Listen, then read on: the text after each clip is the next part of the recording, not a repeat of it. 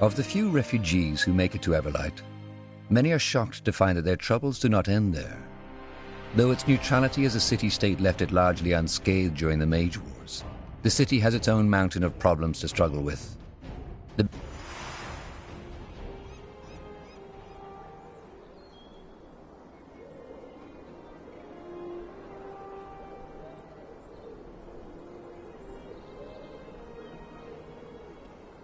So, what's the plan?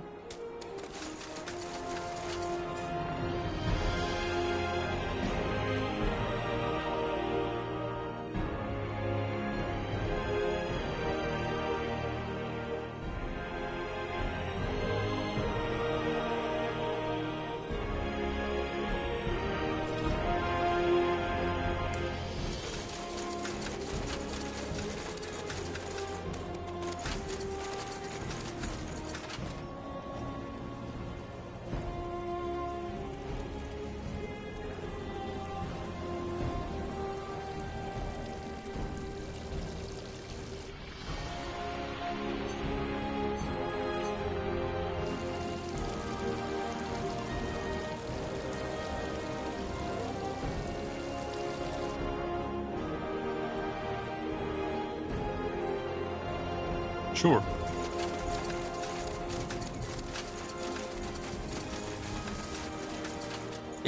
Yes, come closer. I'm sure I have just what you need.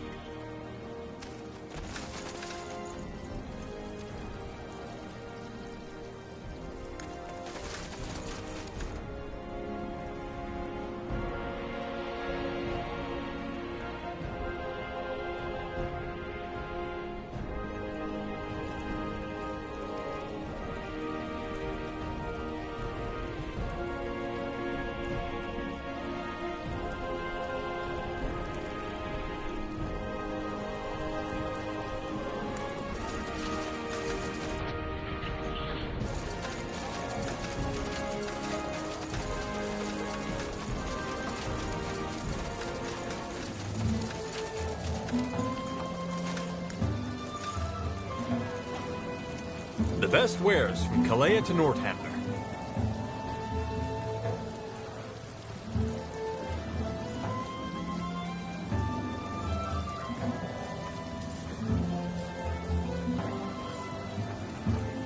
A fair offer.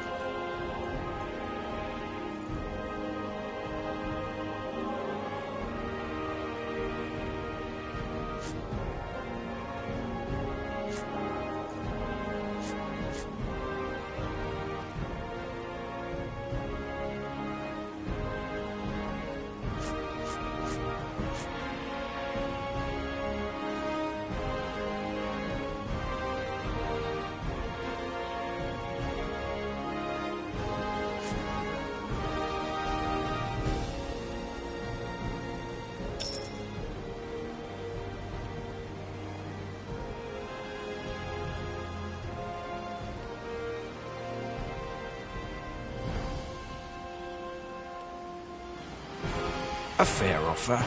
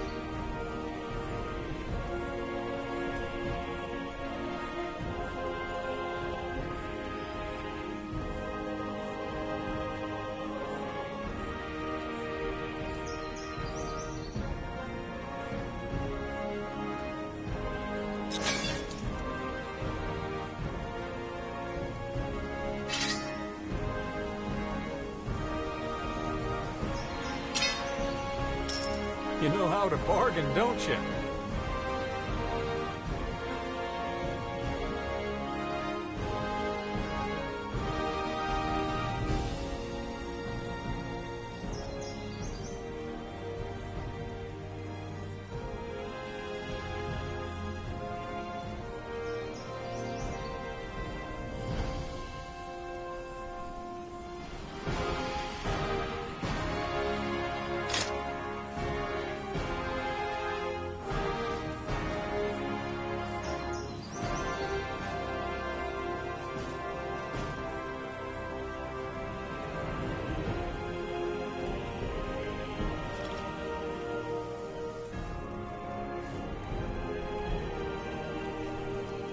Armors and shields, everything from copper daggers to moon silver swords.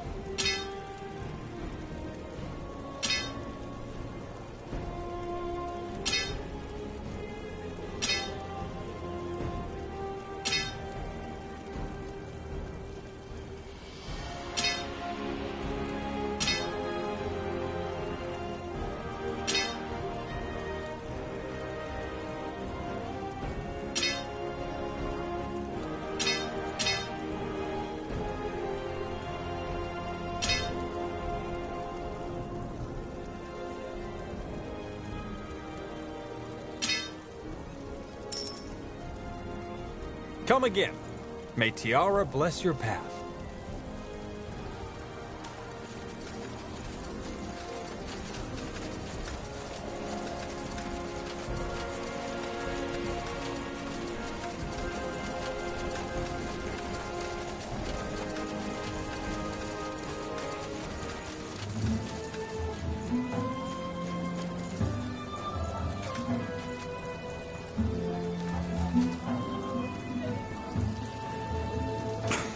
Blasted armor. Huh? Yes? Want to trade?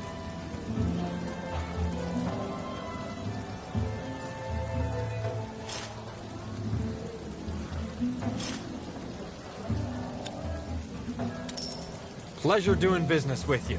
Come again. I'm getting new wares by the next moon's turn. Interesting.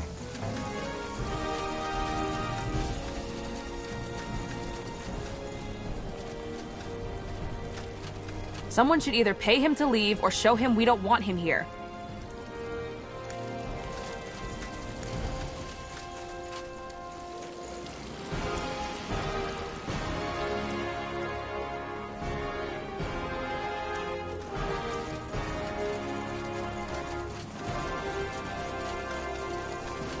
Axes, daggers, swords, everything for the wary traveler.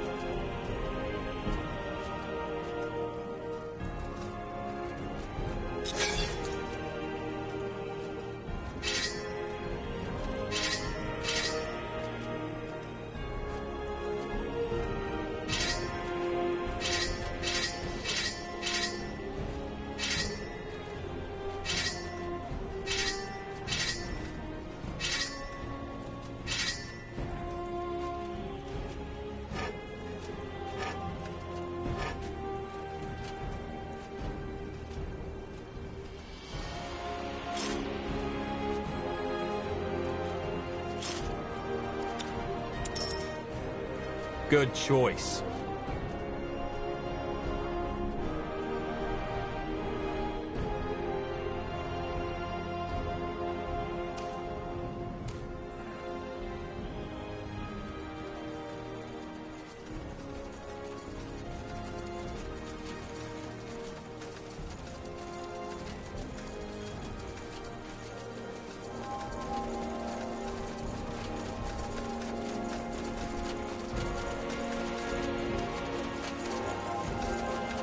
Hey, you're an adventurer, aren't you? Come take a look. I'm sure I've got something that might spark your interest.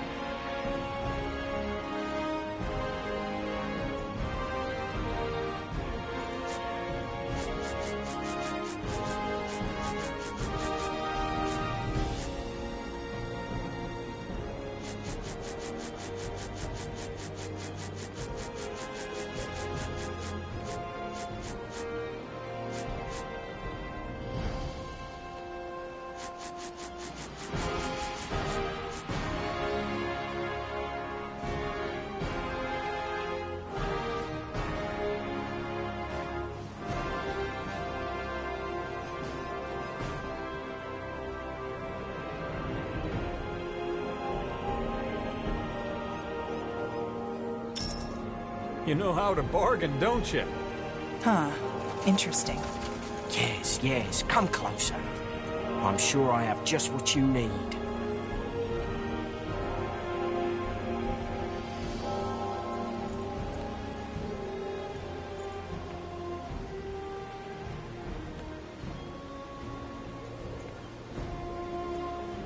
Good choice.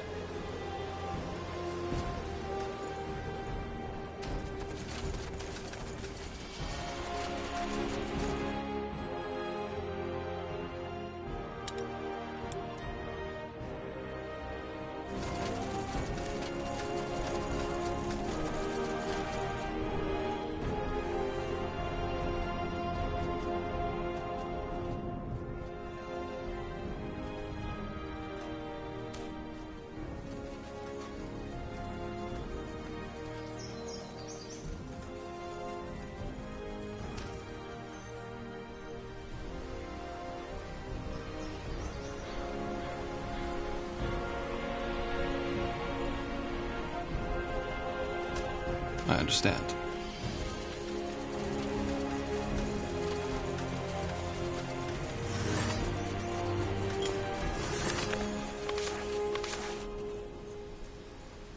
Sure.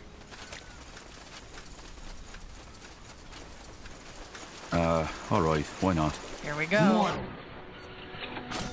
Take them down.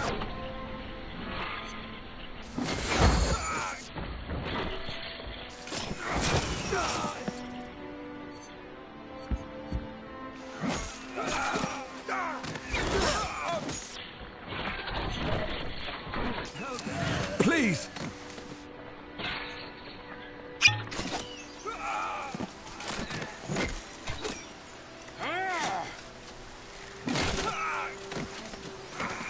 I'll take a look.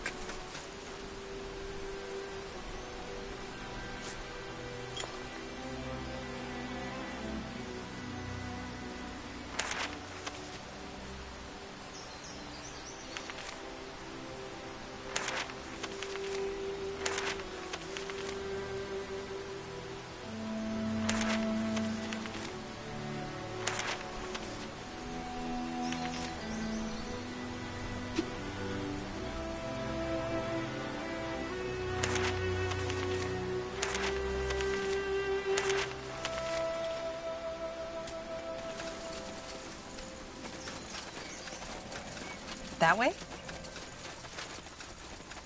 Wrong. Highwayman.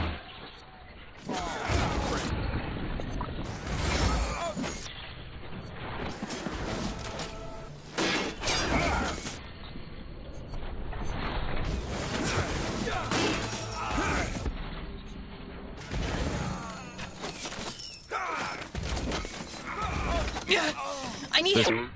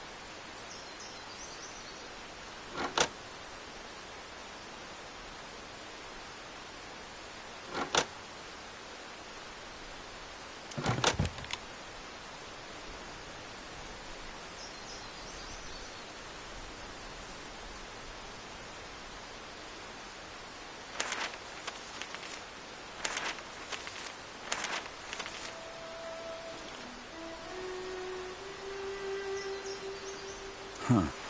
Intriguing. Oh.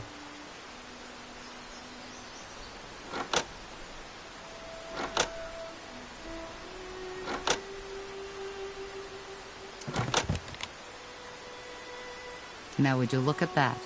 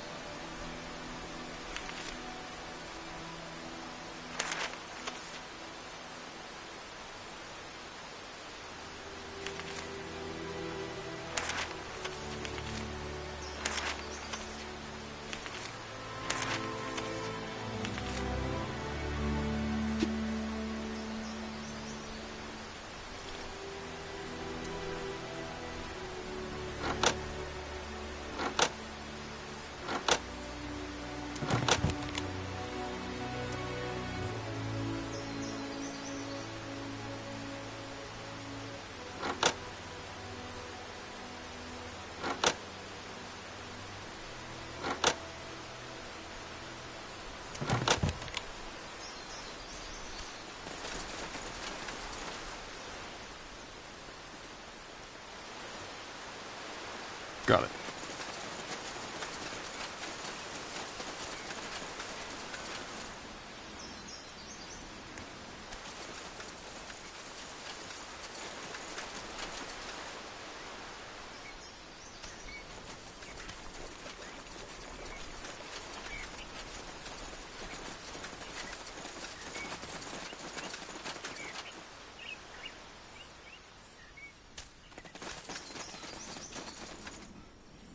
That way. All right.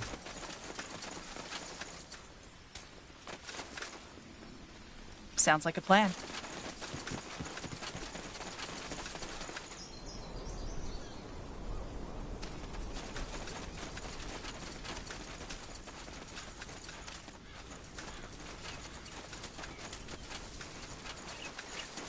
Sure.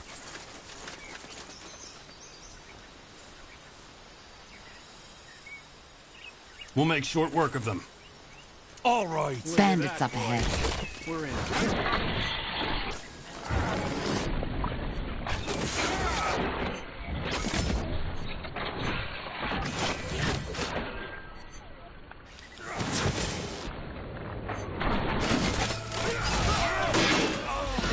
Get ready.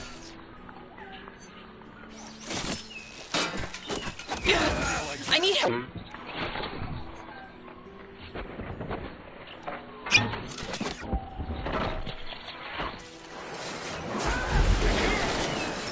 Fair enough. Hi.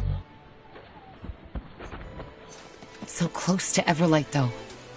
It's strange. Yeah.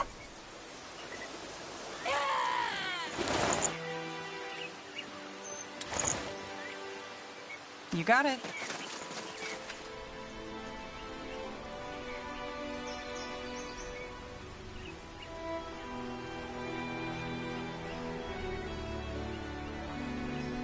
Let's see.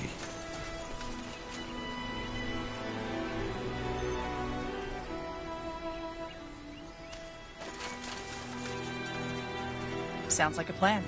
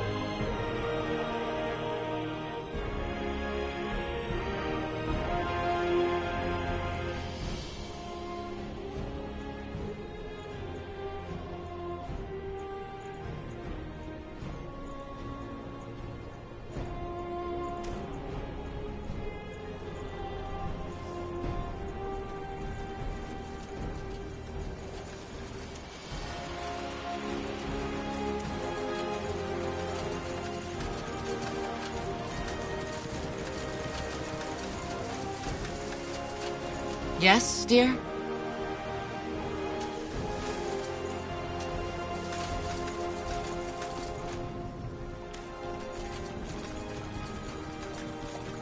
Let's see.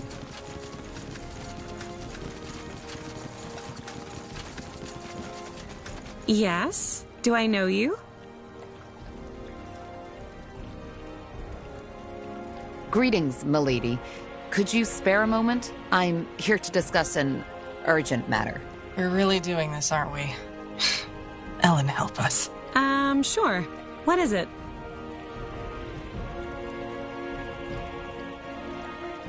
Well, even a battle-hardened warrior such as myself could not help but notice your astounding beauty. All those years I have shed blood for the Queen and my country, but the battles changed me. I started to question the purpose of my sacrifices. I began to lose my resolve. There is honor in battle, yes, but is honor alone enough to keep a woman going? It is not. We all need something to fight for, something to return to when the ordeals of battle are over, especially in times of darkness. It is hard not to lose oneself without a glimmer of hope. You, fair lady, are my glimmer. No, do not misunderstand. I am a soldier, and it was never my purpose to find lasting love. But your beauty reminds me that there are things worth fighting for. I don't know what to say. Say nothing, fair lady. I know my passion is overwhelming. All I ask for is a strand of your golden hair to remember you by. I shall like to have it with me whenever I venture into battle, to shed blood for my country, for honor, and for the beauty of this world. I understand. Yes, of course, honorable soldier. Who am I to deny you such a simple request? After all, it is you who is keeping us simple people safe, isn't it? We are only doing our duty. Such virtue. Here, take it. Will I find you in Everlight more often? You may, or you may not. But I will do all in my power to see you whenever possible. Goodbye, fair lady. Oh, goodbye. Okay, let's just forget this ever happened, all right?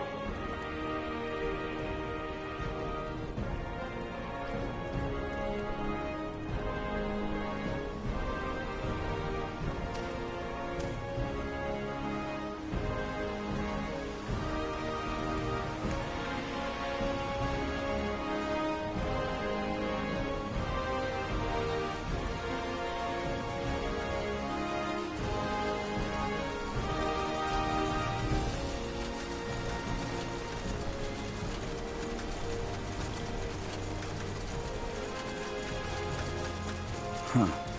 Intriguing. Help you with something? I want to cross the lake. Sure. Where to?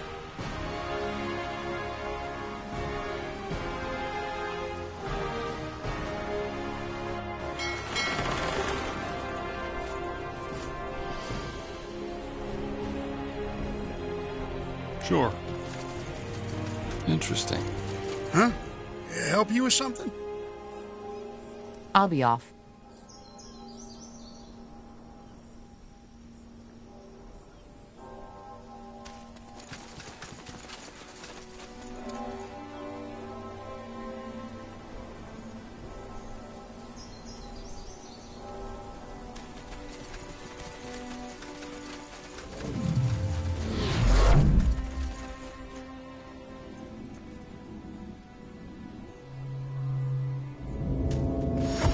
That way? All right, here goes nothing. Fair enough, let's do this.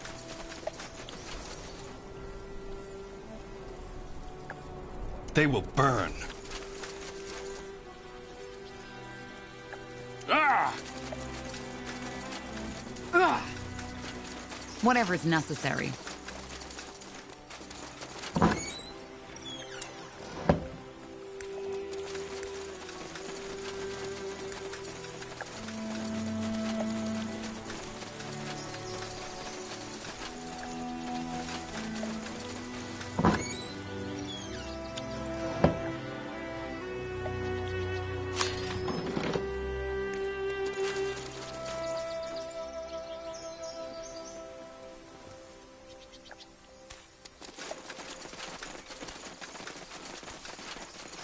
Will do.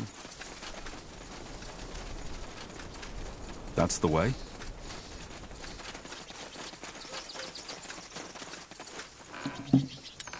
Sure.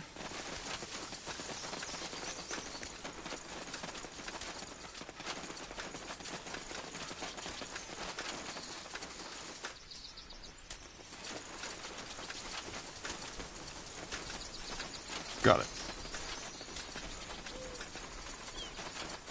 Get ready!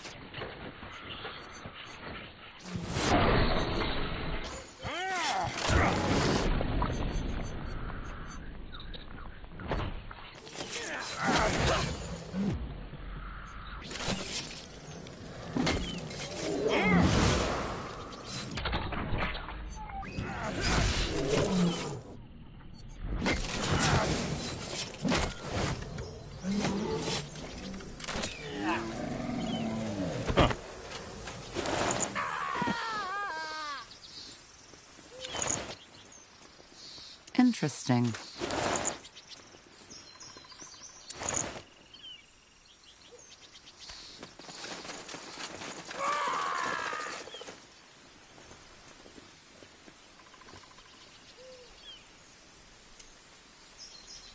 Interesting. Let me see. Sounds like a plan.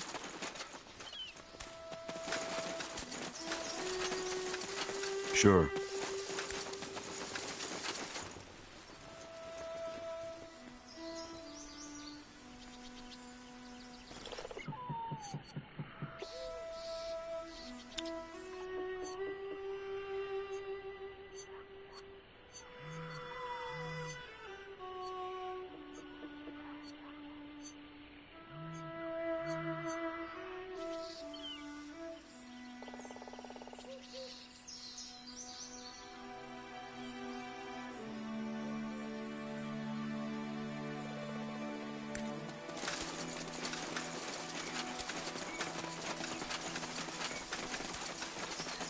You read my mind.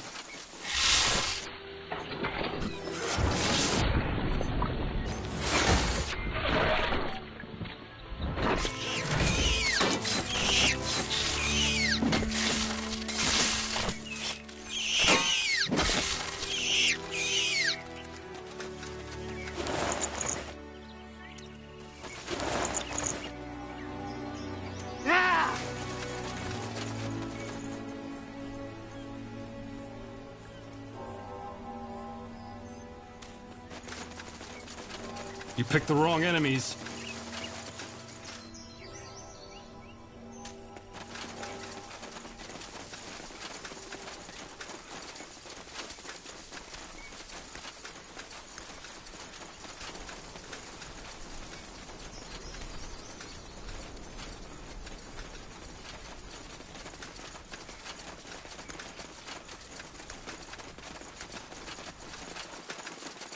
Danger up ahead!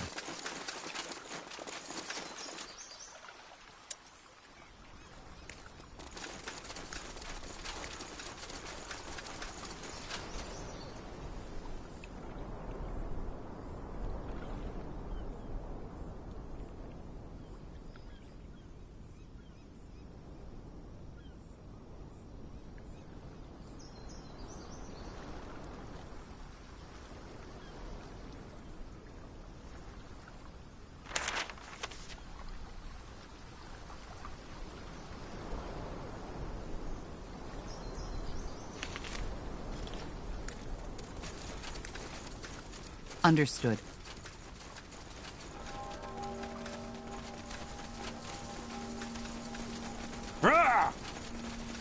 Whatever's necessary. I'm dead.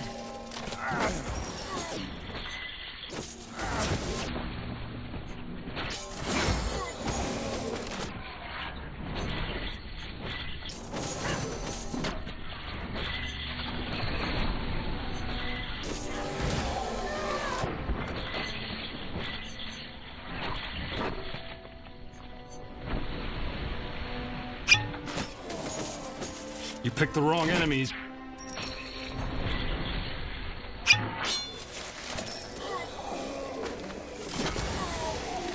We'll make short work of them. Here we go. Blazes! Help me, somebody!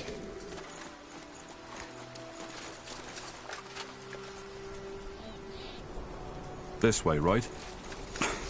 Blasted armor. That way. All right. You got it.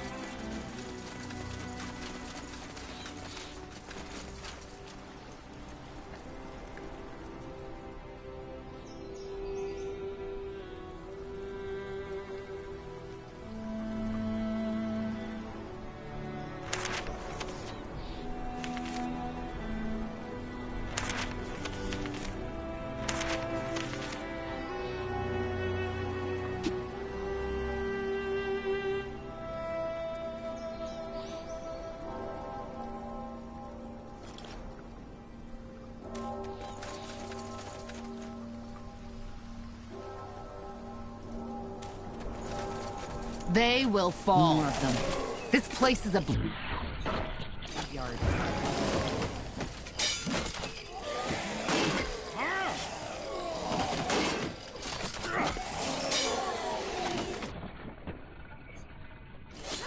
Jesus!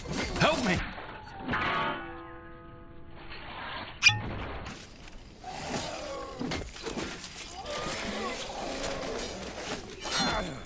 Fine. Help over here.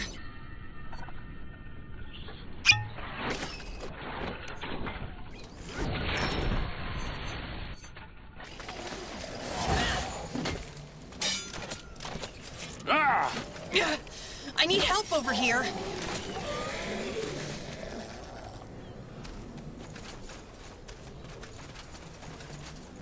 Huh.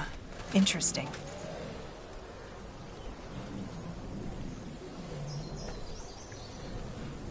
Huh?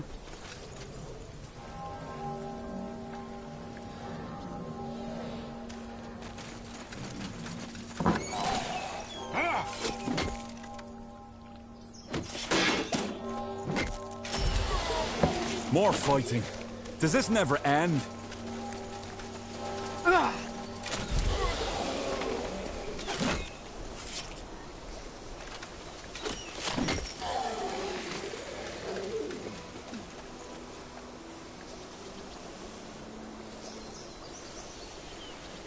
That way?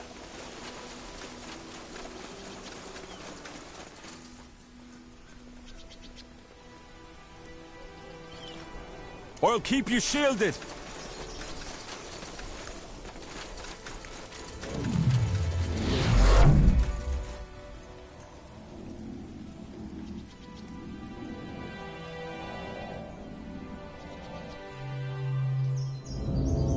You read my mind. Get ready! They will fall. Fine. Whatever's necessary. More fighting. Does this never end? All right. Why not? Danger up ahead. They will burn. More cutthroats. Take them down.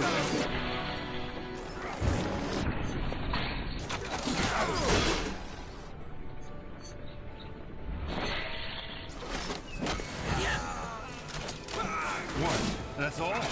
I'm only getting started.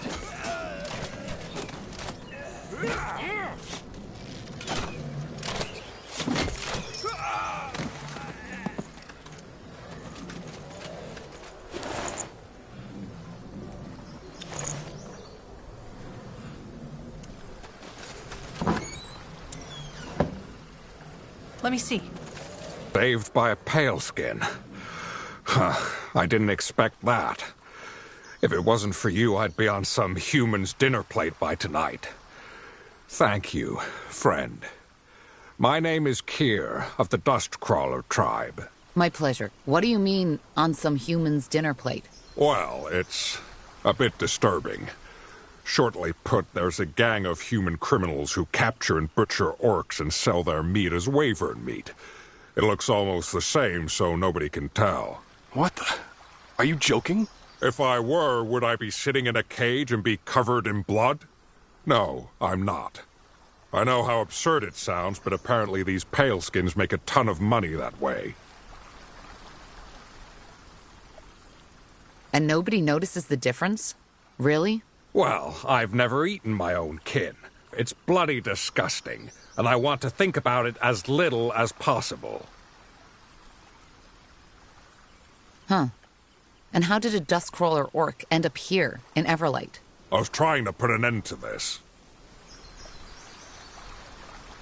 So you're some kind of orc detective? Oh my, how that sounds. No, I'm not. Actually, I'm a Kalzul, an architect. Orcs have architects? Yes, how do you think our cows are constructed? And of course, now you're asking yourself how an orcish architect ended up on a mission like this. Don't. It's complicated. Tell me. No, none of your business. We could help you. Why? What is it to you? This country has enough troubles already, especially when it comes to political tensions. No need to add an orc murdering gang to the list of our problems. Makes sense. Fine, then. I hope I won't regret this. If you want to help, we need to pick up where I left off. Evidence. So you're trying to get the Everlight Guard to deal with it? Yes. I'm just one orc, and even if I knew where their hideout was, I can't just run in there swinging my axe around like a maniac and expecting not to die a fool's death. I don't trust these guards. But as of now, they seem to be my only chance. True. Do you have any idea where we could start looking for evidence? Actually, yes. I managed to intercept correspondence between one of their thugs and the leader. It should be enough to convince the guards of their presence. However, the thugs took all of my belongings when they ambushed me. Makes sense, I guess. An orc headed for a slaughterhouse doesn't need his books and valuables with him. I say we go right... Balrak! Bloody wound. No offense, but I don't think you should join us just now. Maybe later. I'm afraid that's true. Let us get your possessions for you. Fine. I'm no good to anyone dead, am I? I think I heard them talk about some camp near the old mines. Maybe you could start there.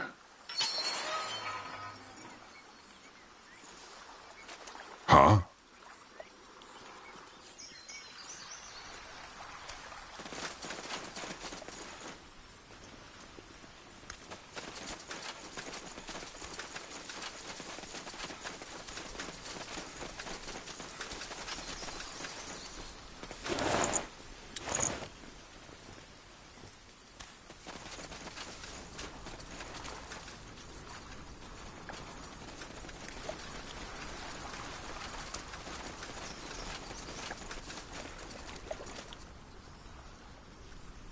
Oh.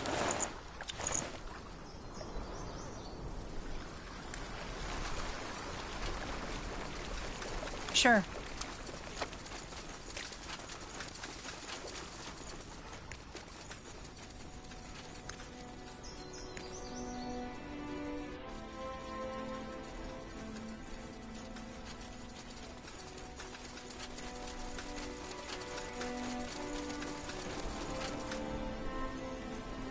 Now would you look at that?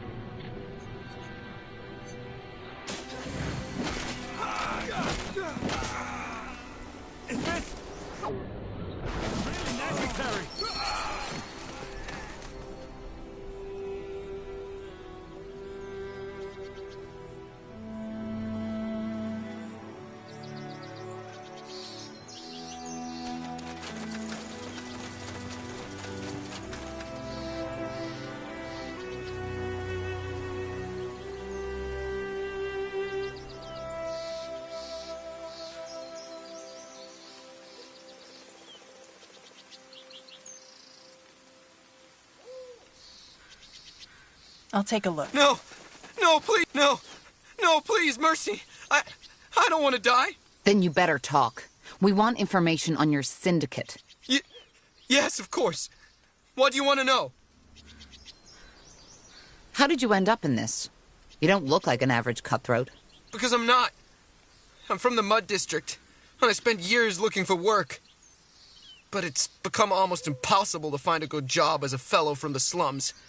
Then that man Finn showed up in the Shangiga, and, well, the pay was good. And it took me a while until I realized that it wasn't Wyvern meat we were selling.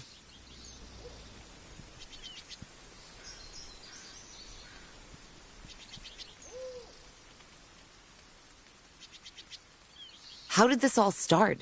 Who in blazes came up with the idea of murdering orcs and selling their meat? I don't know. Really? Yes, really. I only joined the farm a few months ago, and nobody ever told me who came up with it. All I know is that we have to report to a man called the Butcher, who runs the slaughterhouse in Everlight. But I never saw him in person. Butcher. Slaughterhouse. If this wasn't really happening, it would be almost funny. I'm sorry.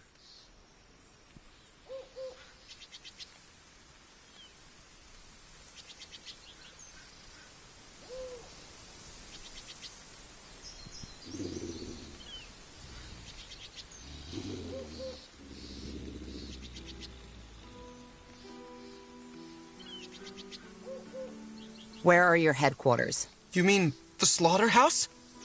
Please, I can't tell you. They will kill me if I do. That does sound painful. No, please.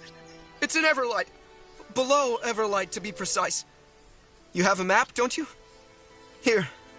That's where the entrance is. All the meat is processed there. And it's run by the butcher, our leader. Anything else? No, I don't... Wait, yes. The countersign. You need to remember the countersign. You need to answer, I'm here for the produce, when they ask you, what's your business? I'm here for the produce. All right. Now, what should I do with you? What? But you said you'd spare me. Get out of my sight. But if I ever see you working with these cutthroats again, I won't be so lenient. Yes, of course. I was done with this life anyway. Goodbye, soldier. And thank you for your mercy.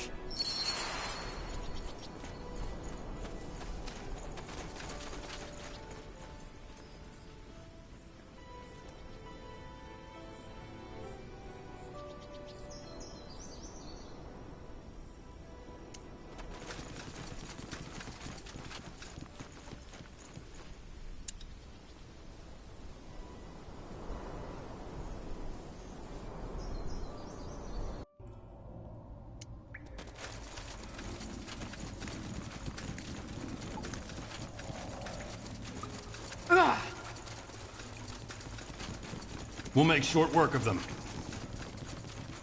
All right. You picked the wrong enemies.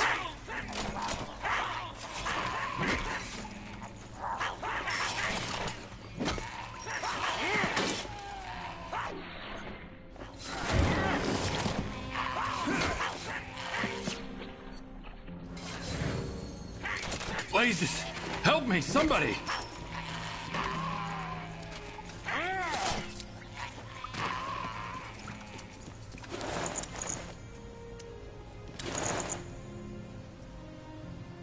Huh. Interesting.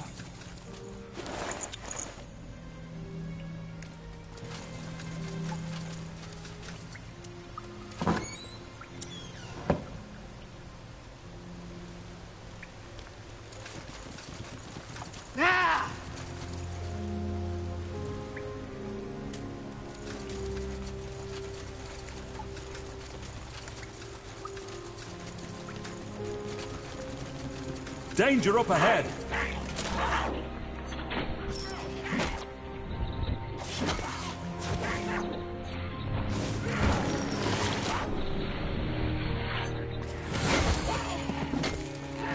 All right, here goes Blazes. nothing. Help me, somebody!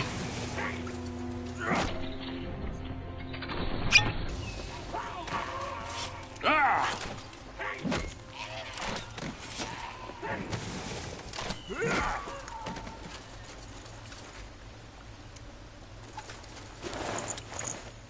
Let's see.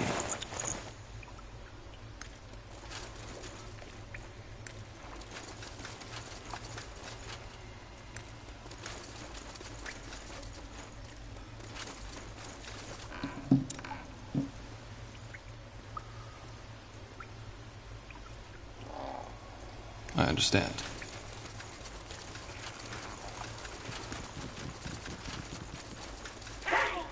They will burn.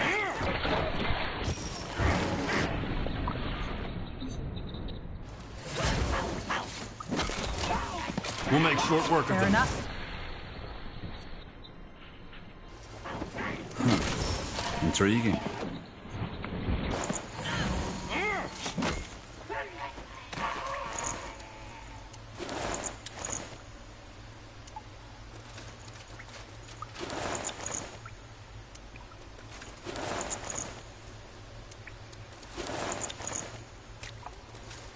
Sounds like a plan.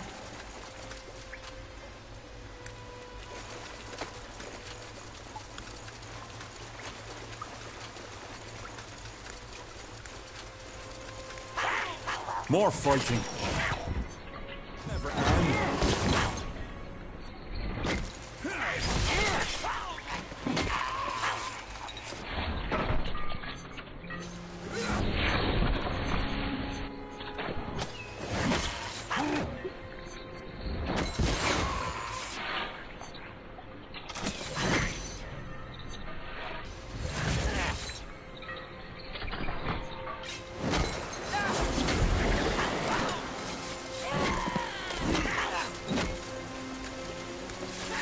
I'll keep you shielded.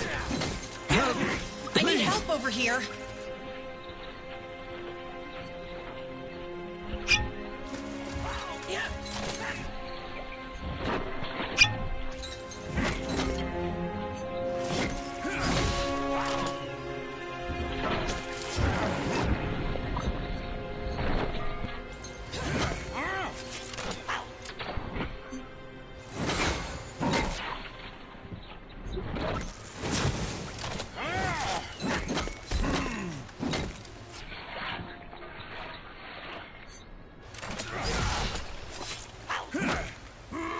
All right, here goes nothing. Let's see.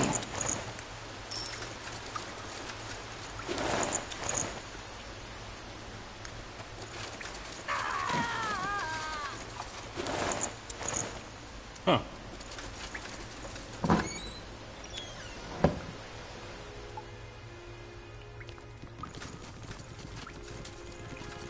Whatever's necessary.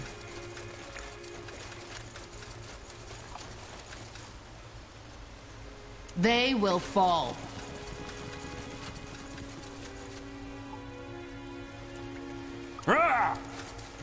Get ready. You read my mind.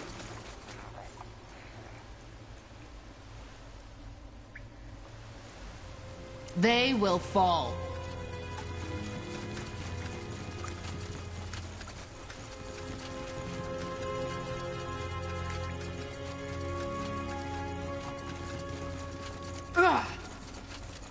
You picked the wrong enemies. Here we go. Ah!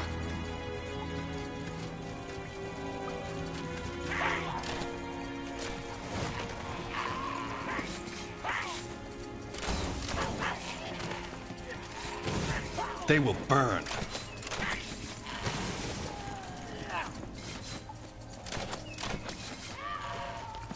You got it. Fine. Whatever's necessary. Sure.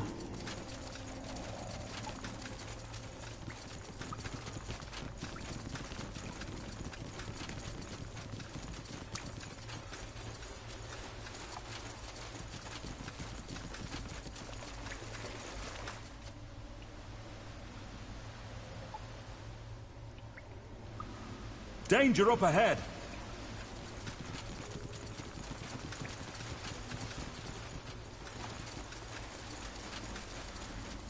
All right.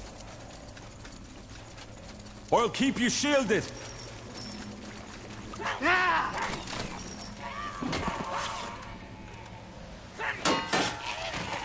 Interesting.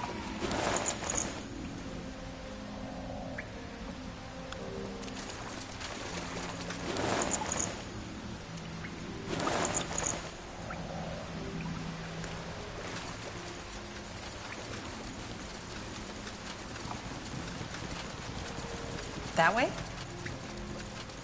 More fighting. Does this...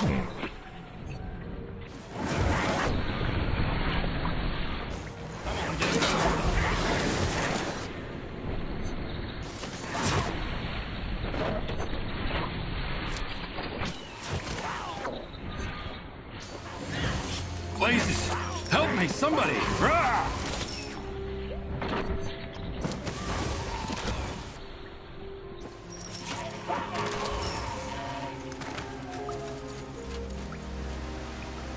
Let me see.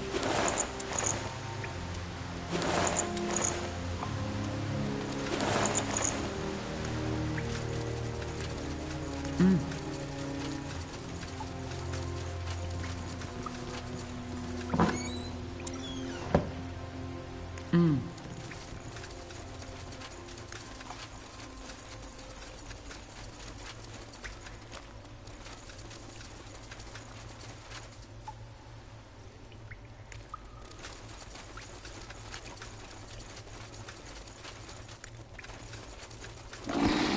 ready. We'll make Don't sure. let him.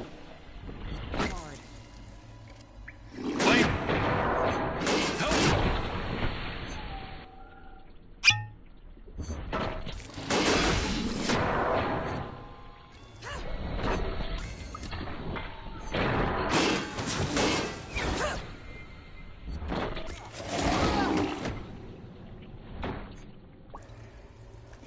Blazes, help me!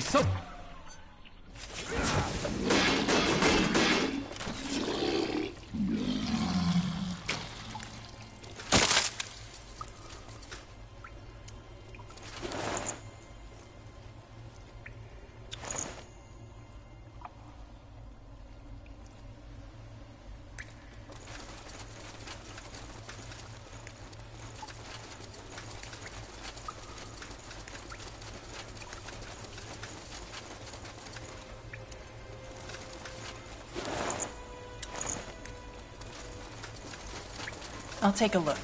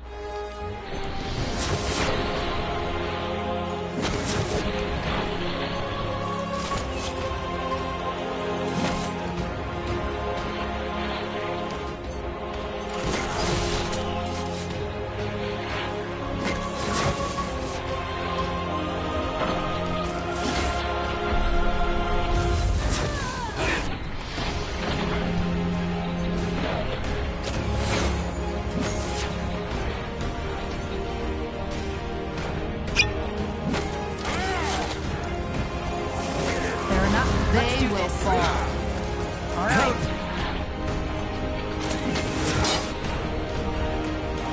Blazes, help me, somebody! Killed one of our heroes. Come on. Don't die on it. Got it.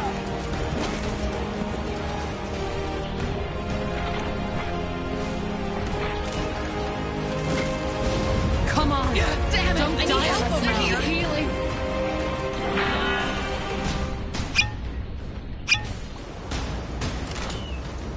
Come on. Don't die on us now.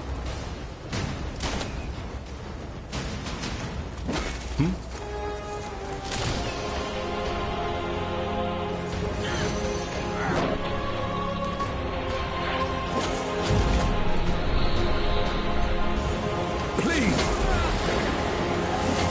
They will burn.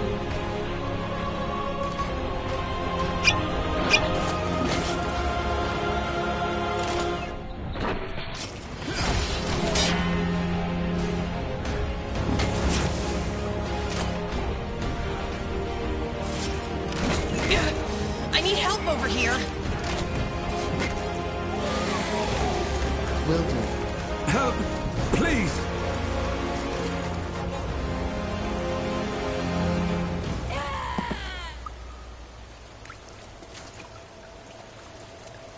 Let's see.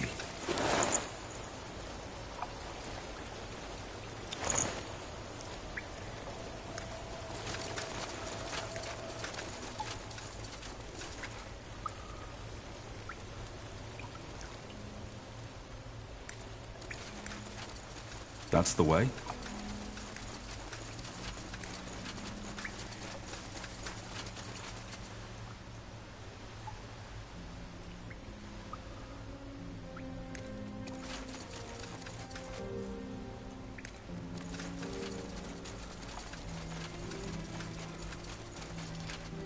I'll keep you shielded. Walking corpses. Take them down.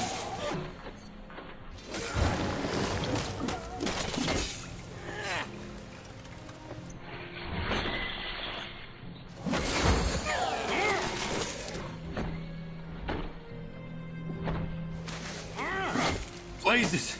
Help me, somebody! Fine. Sounds like a plan.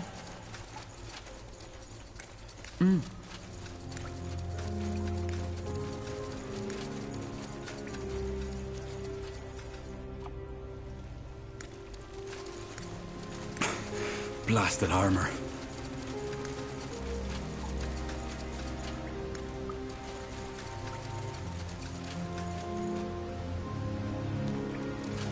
Sure.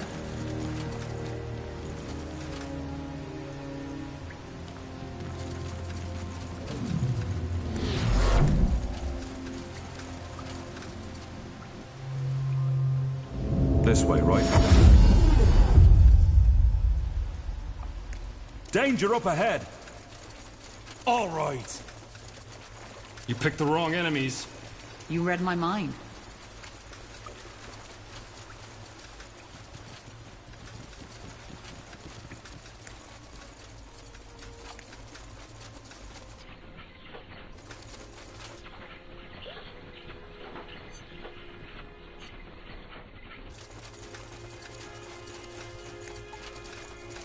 Fine. I'll keep you shielded. Here we go.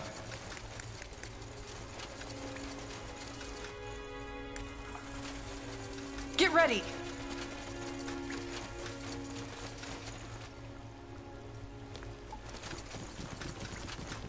Ah!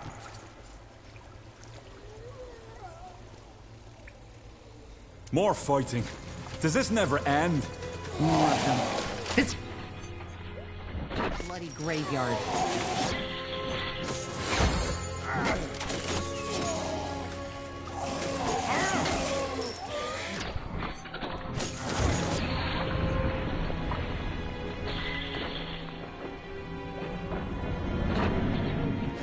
What? That's all? Get started.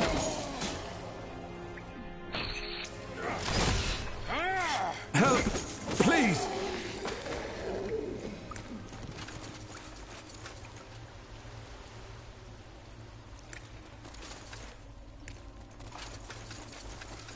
Sounds like a plan.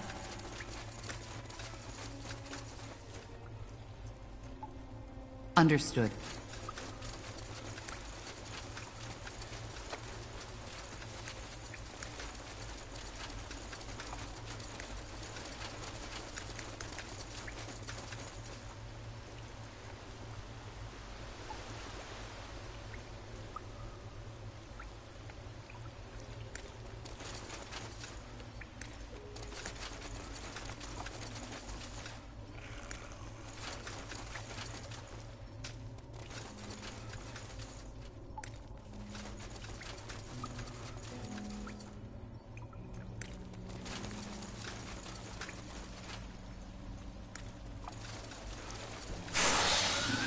Fair enough. Let's do this.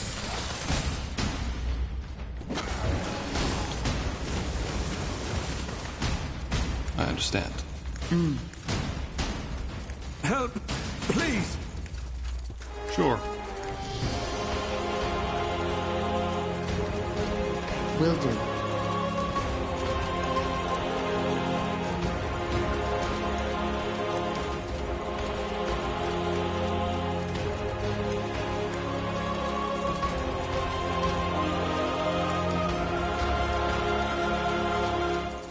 That way?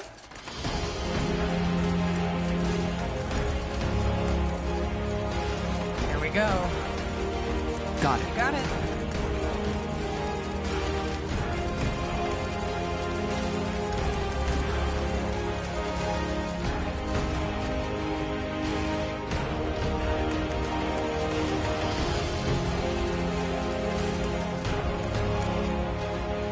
We should get moving.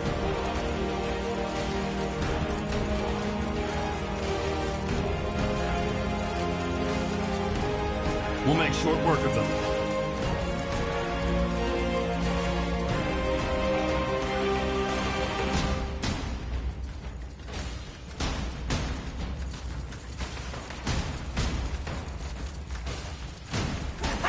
They will.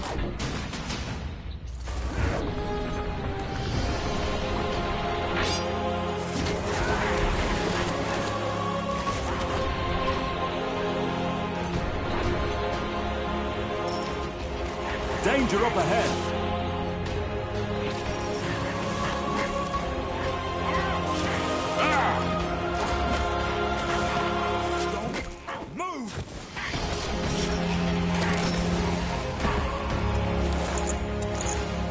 Huh?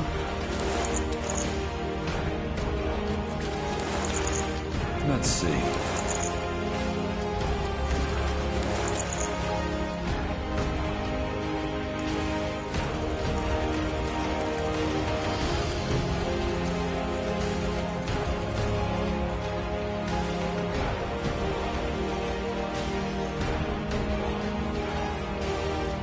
All right, here goes nothing.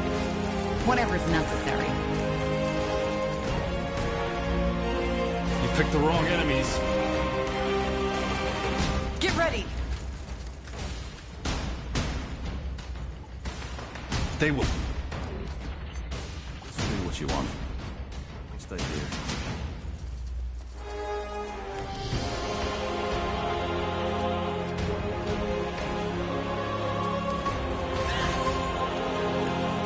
We'll make short work of them.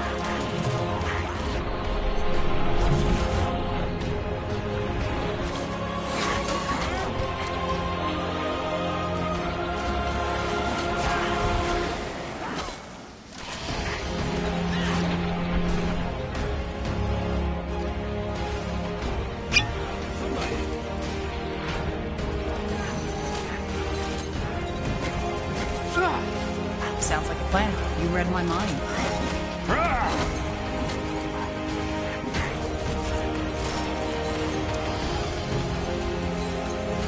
They will.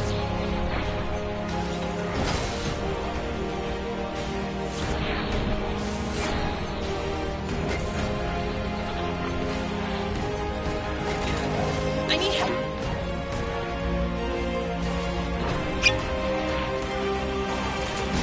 Understood. Sure.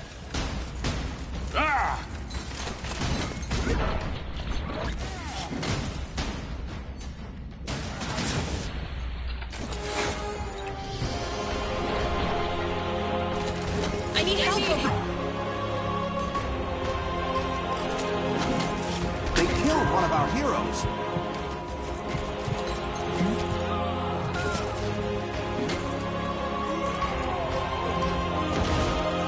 Stay with me, will you?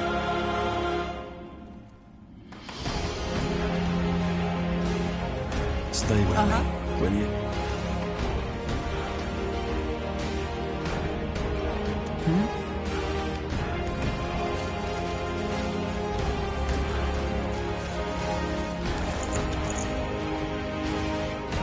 Huh. Interesting.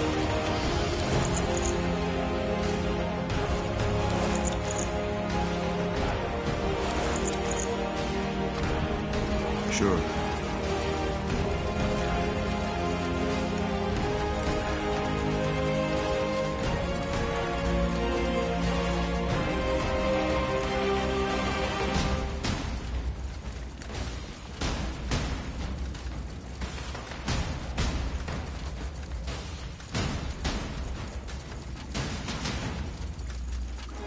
Fine.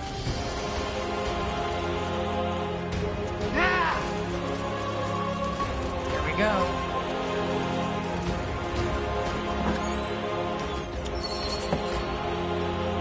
That way?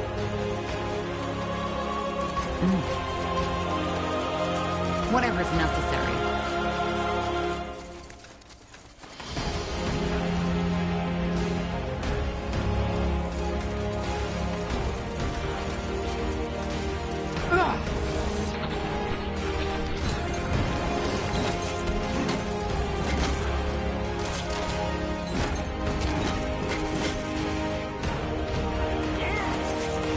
You read my mind.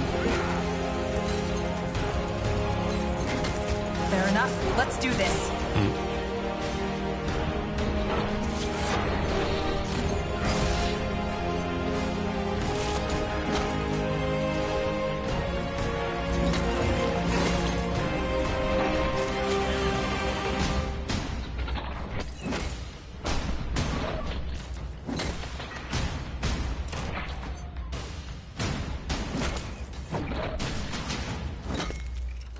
More fighting.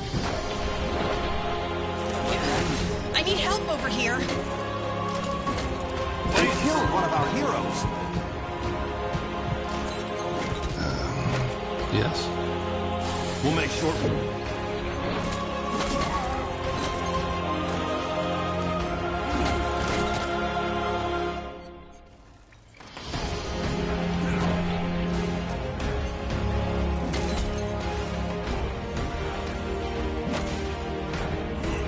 Damn it! I need healing. Help! Please!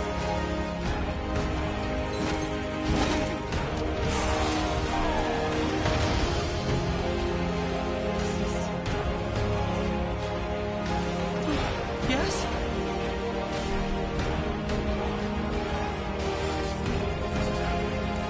Yes.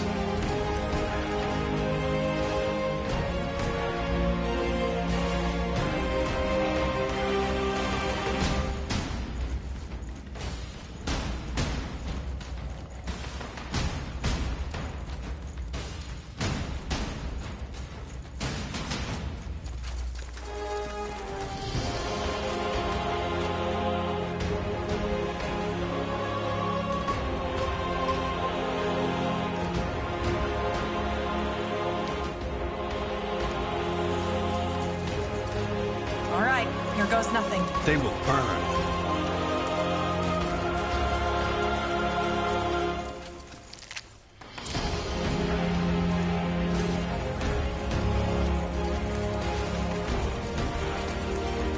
They will fall. Here we go.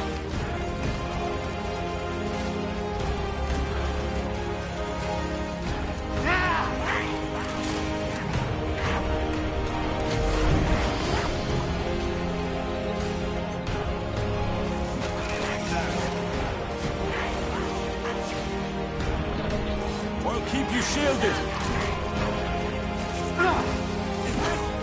Is this really necessary?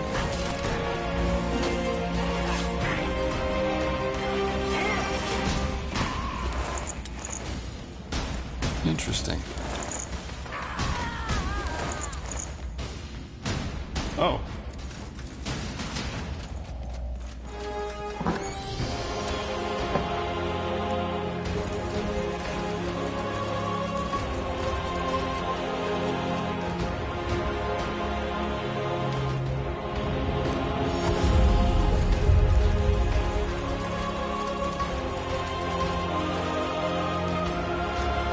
Fair enough. Let's do this. All right. You read my...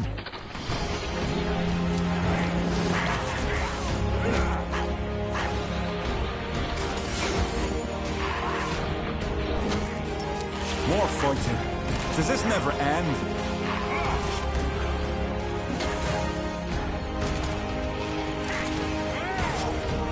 Now would you look at that?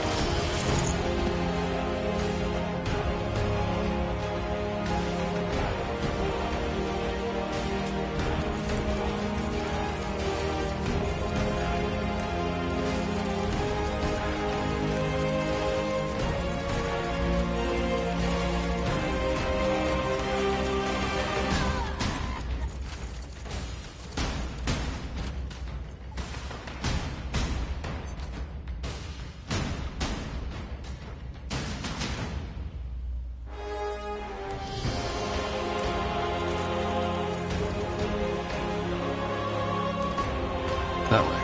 All right.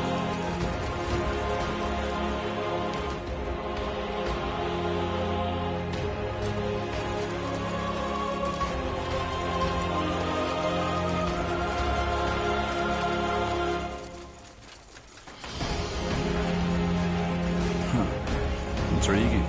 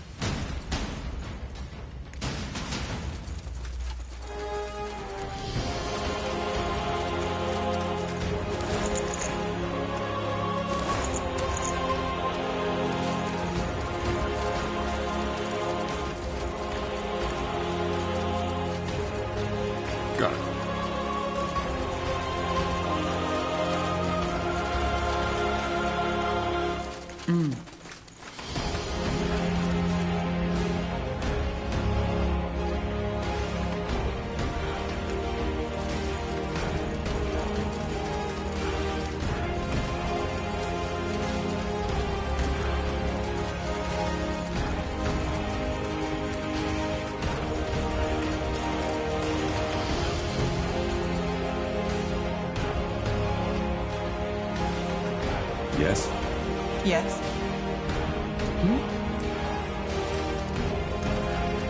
Understood. Got it. Will do.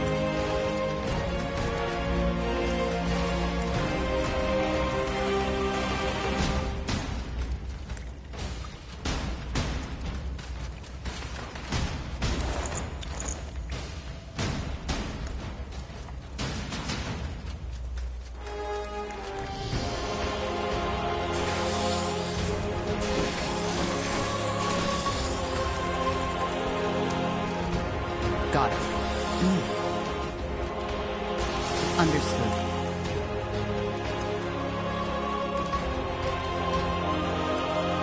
Yes?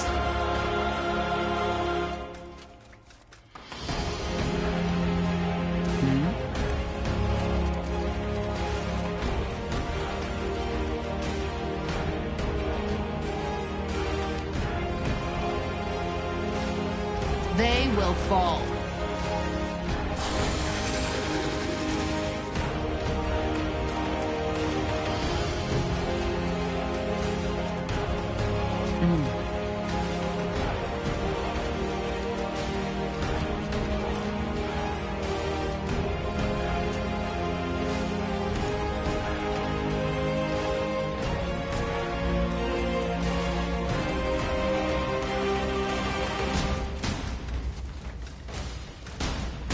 Whatever's necessary.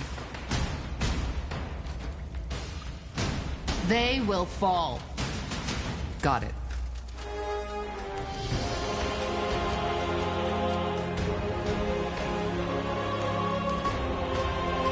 Will do.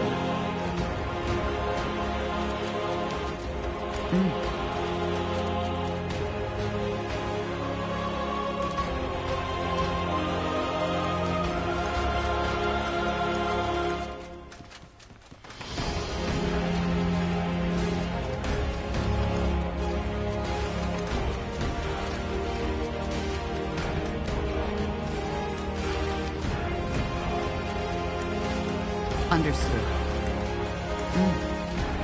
Just give the word.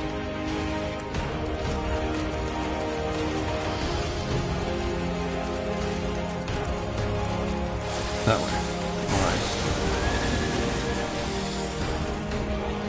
Sounds like a plan.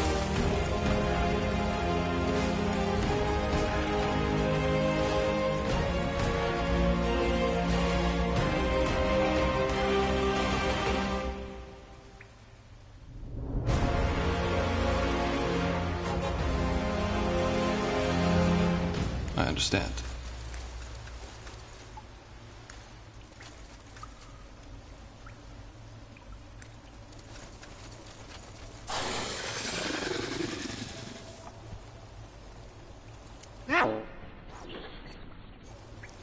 Danger!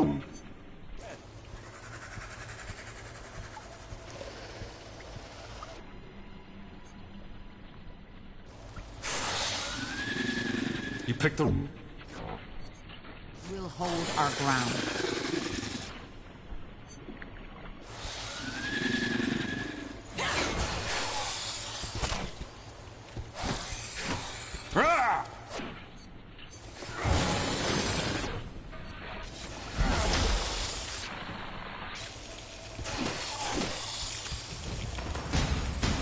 Sure.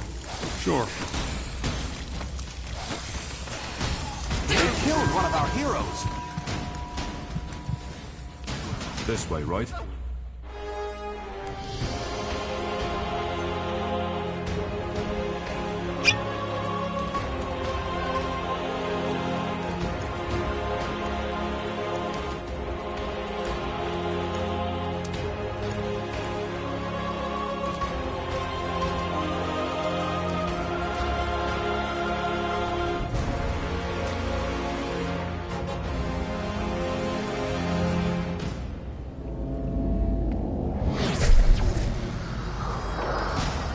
Reigns. I'll never get used to that. Back into the fight. We should be more careful next time.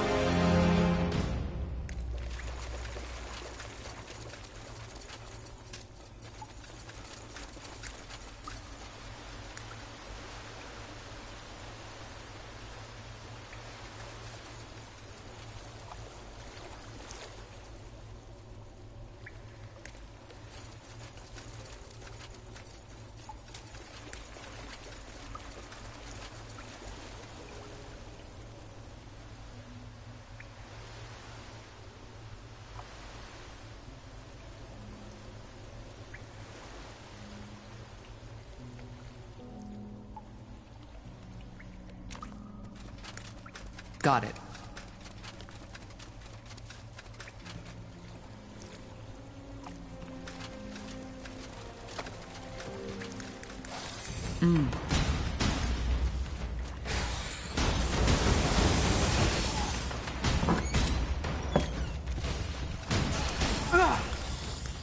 Will do.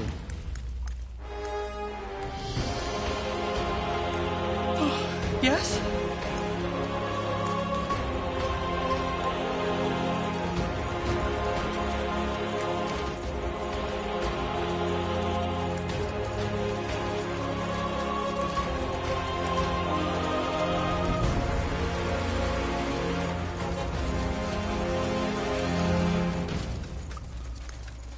Get ready!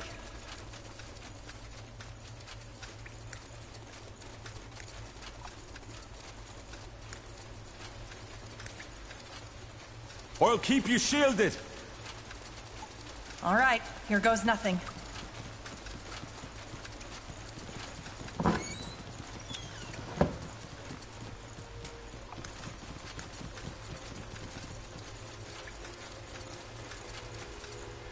You picked the wrong enemies.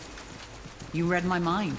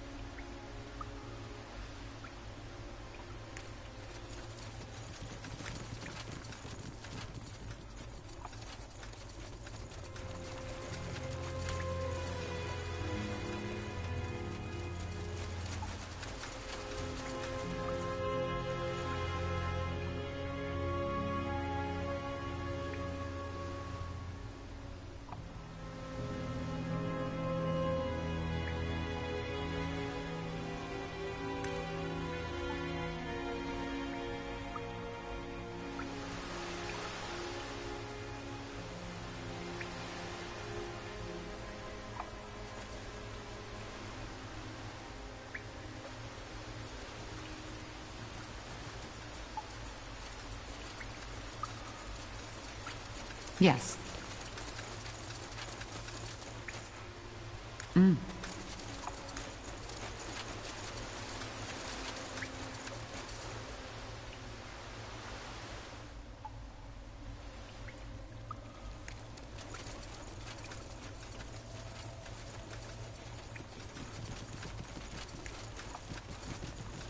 You got it.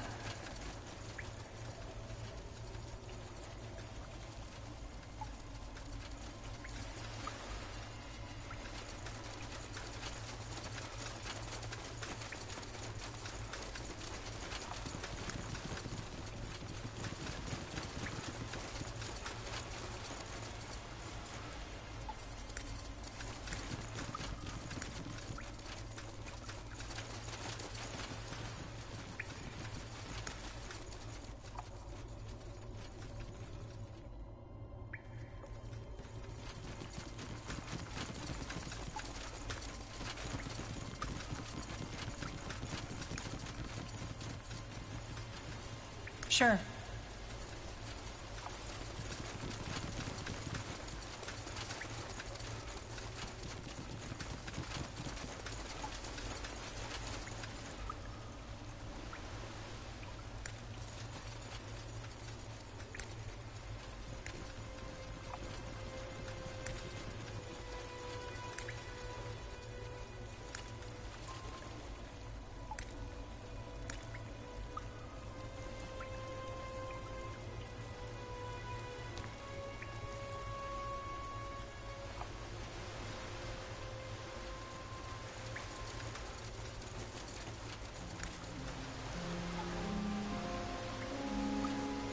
I understand.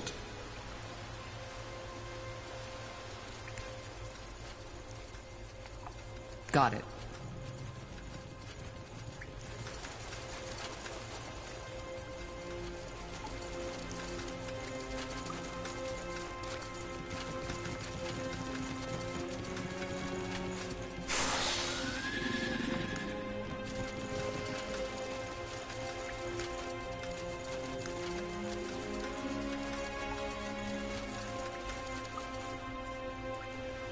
That way?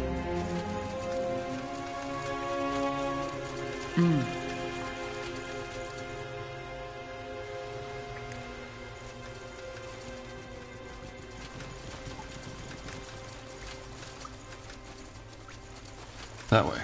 All right.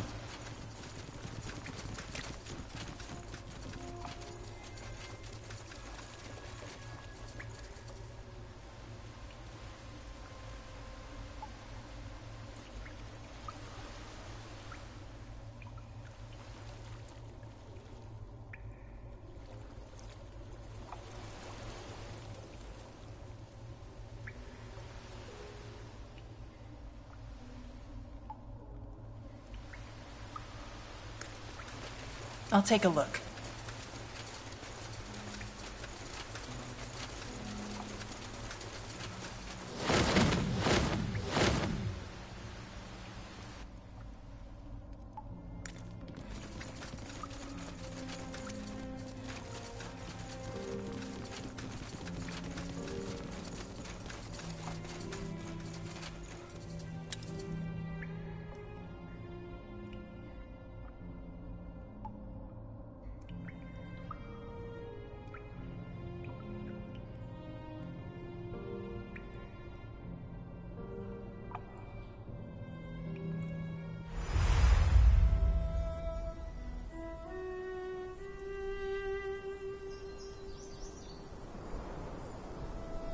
Huh?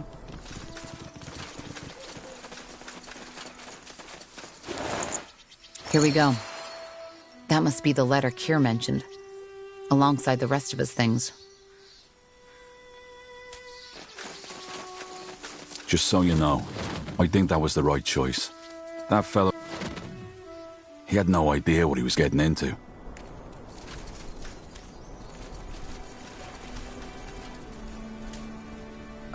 All right, why not?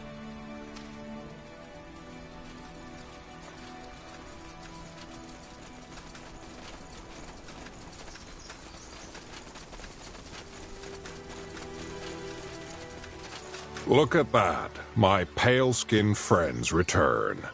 Had any luck? I think so. Are these your things? Let me see. Yes, they are. I have to say, I'm surprised. My experience with pale skin so far has been that you talk a lot and act very little.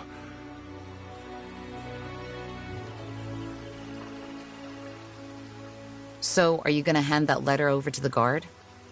Do you think it will be enough to stop them? I hope so. Though I won't lie. No matter the evidence, I don't have a good feeling about this. Putting the fate of my brethren into the hands of these pale skins? But I guess it's all I can do. Listen, there's no guarantee the guard will take down the syndicate, even if we provide them with the evidence.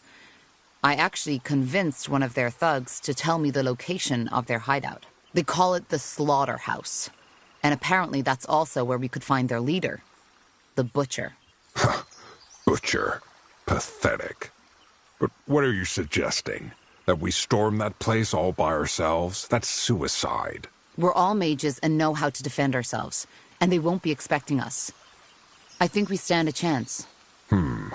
A bold plan. But I like it. Fine, let's take care of this ourselves. Where is that hideout? In the middle of Everlight. Just meet me there. Understood. Ah, and here. I think you should have this. You deserve it more than I do. So far, I haven't done much more than getting thrown into a cage. I'll meet you in Everlight. May your blood never boil.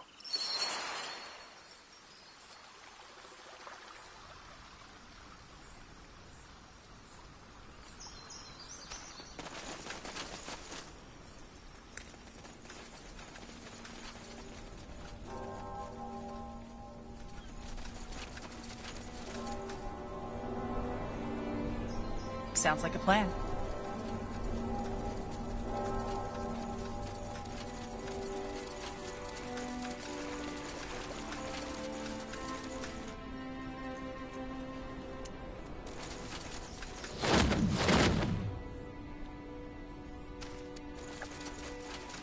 That's the way? blasted armor.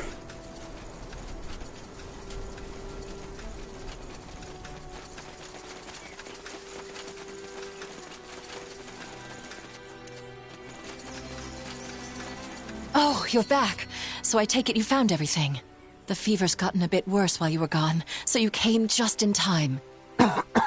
Rosie, Shh, Georgie, I'm here. The kind soldier brought the herbs for Holy Frank's medicine. You'll be better before the morrow. This isn't a fever, Tahar.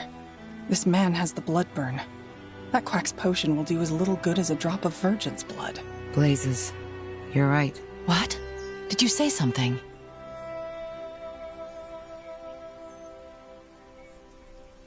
Rohicia, your husband is ill. Why is he even outside? Getting fresh air. Ever thought of that? Holy Frank said that there's no better cure than the smell of fresh grass in your nostrils and the warmth of sun on your face. And if Holy Frank says it, then it's true. It must be. Rohicia, there's no good way to say this, but this elixir won't help. Your husband has the blood burn and there's no cure to remedy that. Especially not from some faith healer. You need to take your husband to a doctor as soon as possible. Blood burn? You mean that plague? No, that's not possible. Holy Frank said it was just the cramps, the weather. It's been scorching lately. Tiara's breath. Rohicia, just look at him. He's already started to form blisters. But no, No, you're a liar. I should have known it when I first saw you. Now get out of here! I don't ever want to see your face again! Get out of my fucking sight! The elixir will help, for heck's sake. It will help. And Georgie will be fine. You hear me? He will be fine! Well, that could have gone better. People believe what they want to believe. We should still inform the Everlight mayor about this, though. Yeah, I know. The bloodburn isn't contagious, but the doctors might learn from this. I guess. Blasted plague.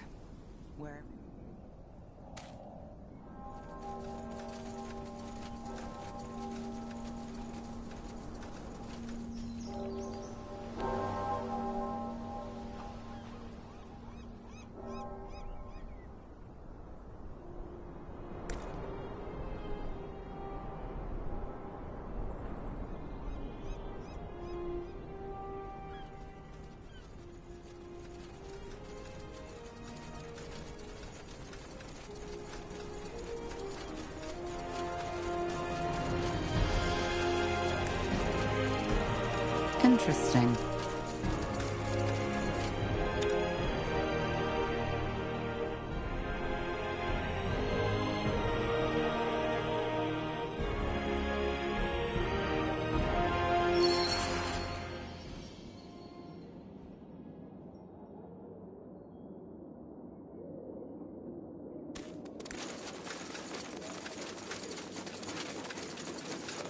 If it isn't the pariah, I didn't expect you back so soon.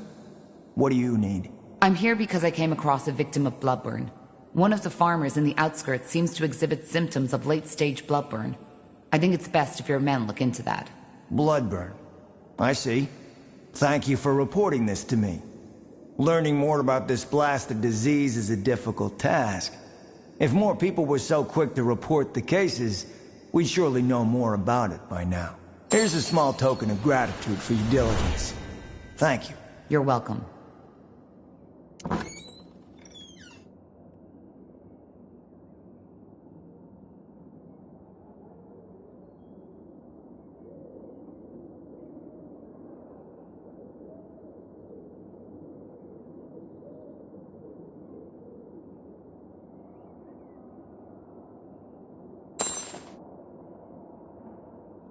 If it isn't the pariah, I didn't expect you back so soon. What do you need?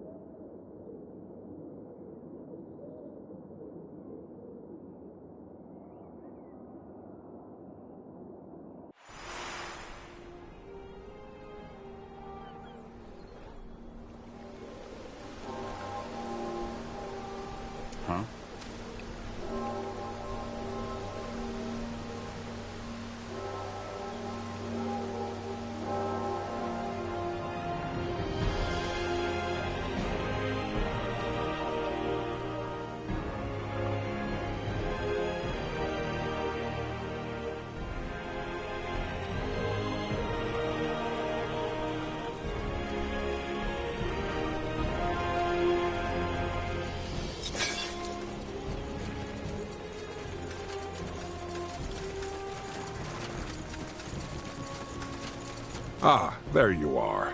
So, where is that slaughterhouse? I'll show you. Follow me. Okay, I've been thinking. It's probably best if we try to maintain cover as long as possible. The sooner we start the killing, the more likely it is that their leader will get away. What do you suggest, then? Simple. Tell the guards that I'm your prisoner, and that you brought me to the hideout for slaughter. If we do it right, then we might be able to get to the butcher without raising suspicion. Sounds like a plan. Let's go.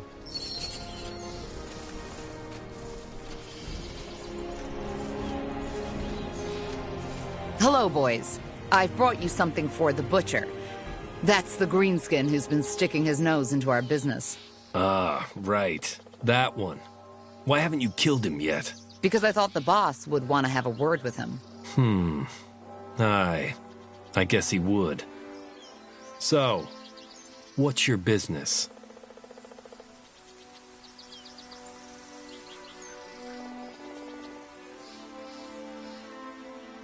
I'm here for the produce. Great. Come on in, then. And make that fucking animal suffer, will you? Though Everlight is one of the few Nortandian cities with a multiracial population, Here we are. Now let's find the butcher. I can't wait.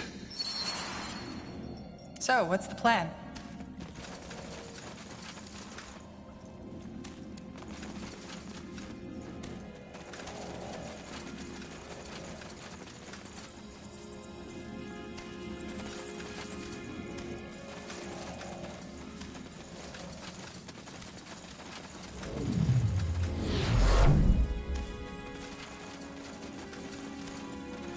By the... an orc?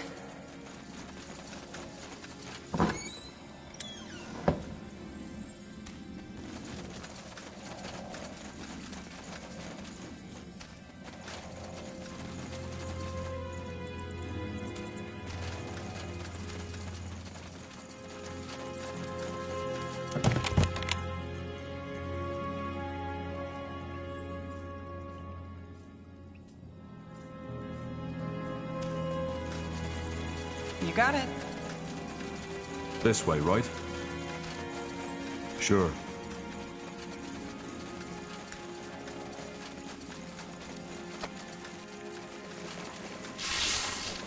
Understood. Here we go.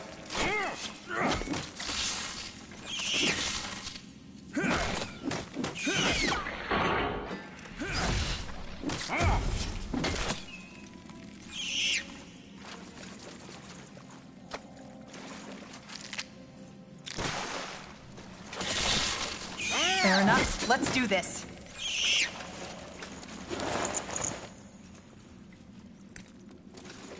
Sounds like a plan.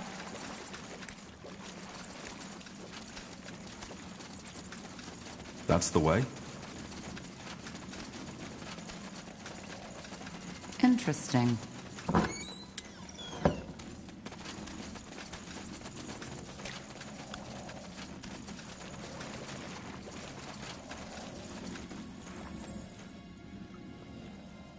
Let me see.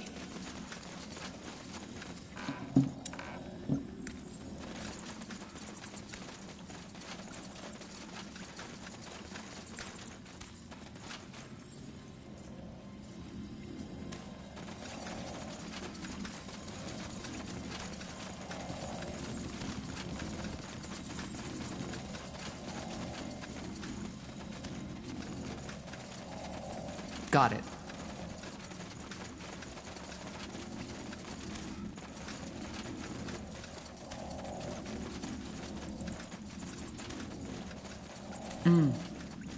Sure.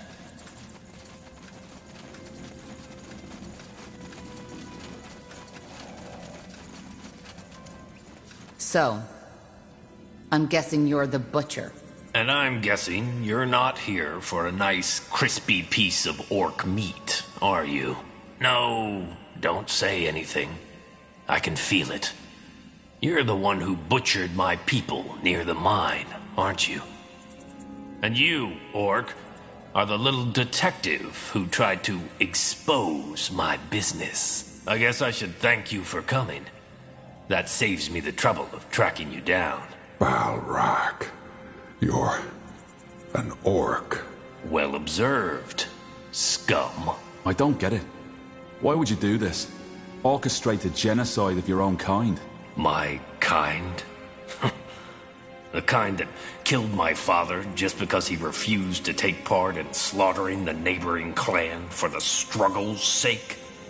The kind that banished a little orcish boy and his sister without as much as one day's worth of provisions? Fuck my kind. The orcs have treated me and my family like stray dogs, and I'm only returning the favor. Blazes. Murdering orcs and selling them to humans? This is insane. I call it poetic justice. There's no point. He's lost his mind. See, that's where you're wrong. My mind has never been clearer. Your culture is a cancerous growth and needs to be removed from this world's tissue. If your clan mistreated you, there are other ways of getting back at them. Oh, are there? Such as burning a Zarek effigy? Stealing a barrel of beer from them? No. Our culture is as rotten as your corpses will be 2 weeks from now. Every orc who still lives according to this nonsense deserves to die. The more gruesomely, the better. I've heard enough. This ends here. With pleasure. Get them, boys. Fresh meat.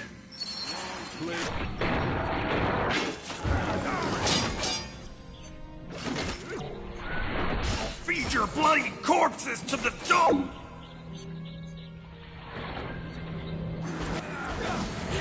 Blazes! Somebody! I need help. They killed one of our heroes. No, don't die on me, will you? Come on. We need you. Don't die on us Please. now.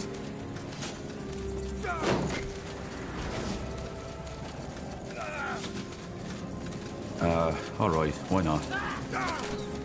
Help! Please! They killed one of our heroes.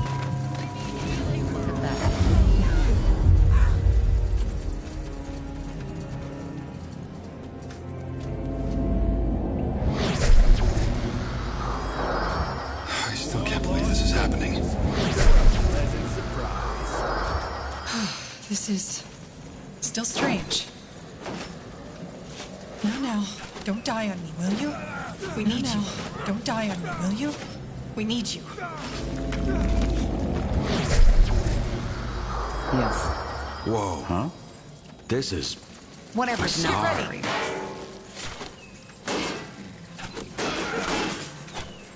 All right, here goes nothing. Anything on your mind? Blazes! Help me, somebody! Oh. Interesting. That's the way?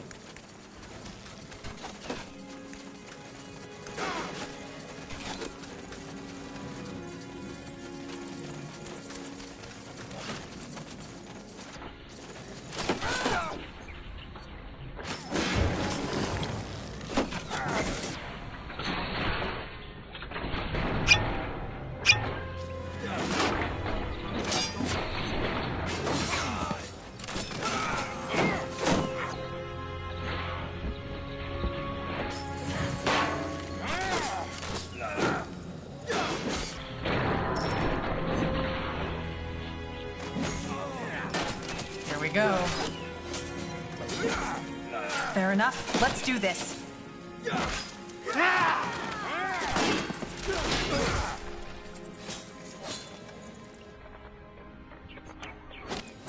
That's all?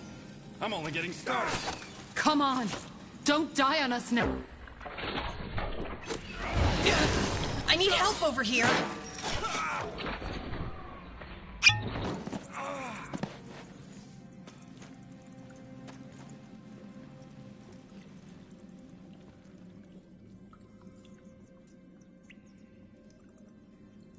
Will do.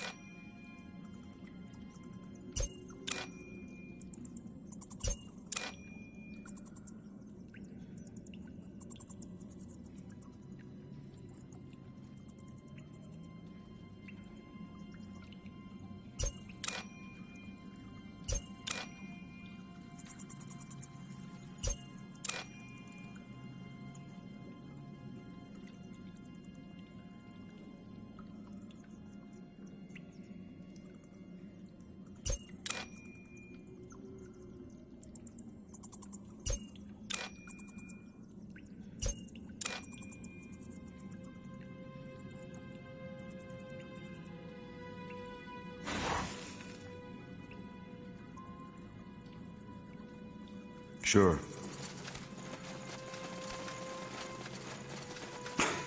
Blasted armor.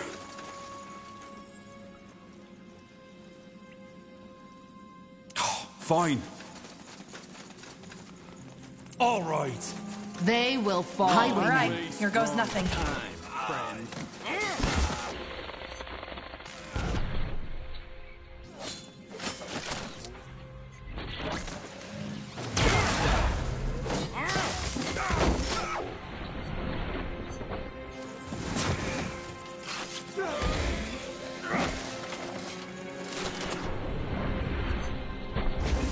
Help me, somebody!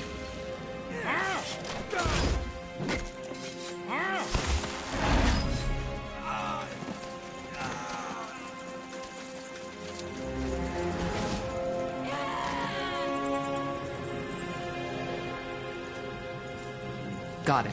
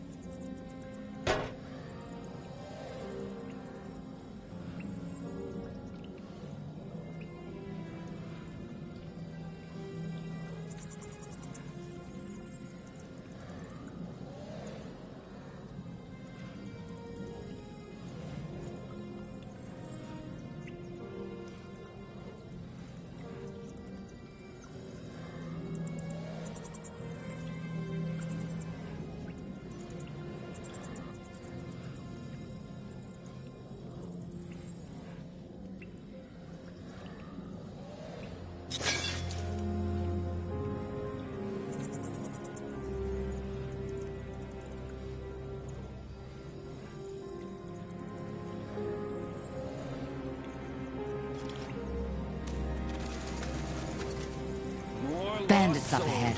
This way, right? Get ready.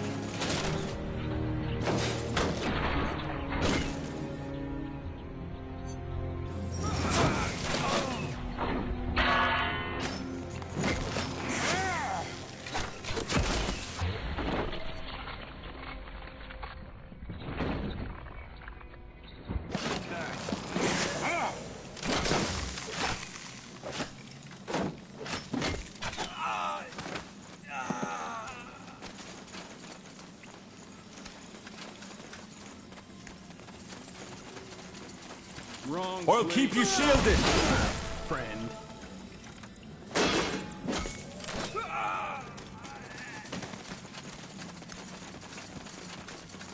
All right, here goes nothing.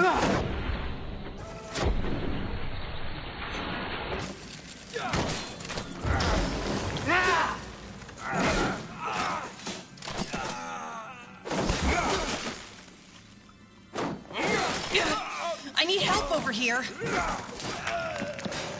There we go. They killed one of our heroes. Come on. Don't die on us now.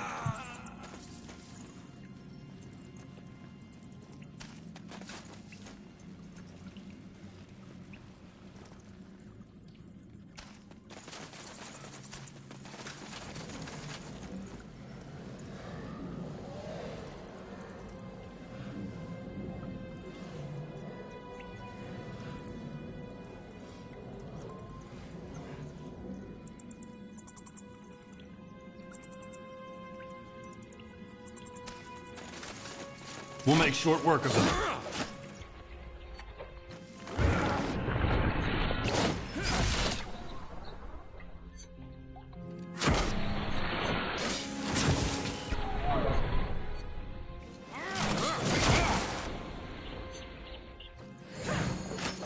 blazes! Help! Help! Please!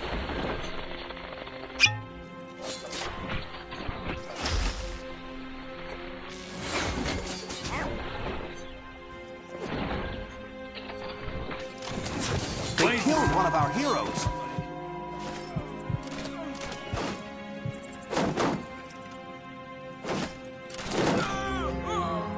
Come on! Don't die on us now! Come on! Don't die on us now!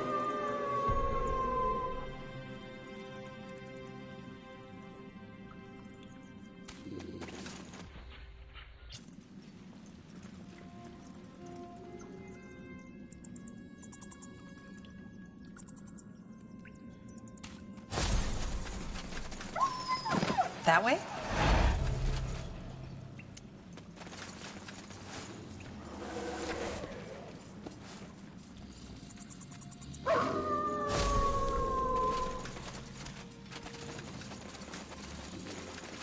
They will burn. We'll make short work of them. You read my mind. Danger up ahead! Fair enough. Let's do this. Understood.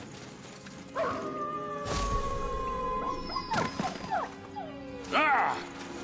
More cutthroats. Take them down.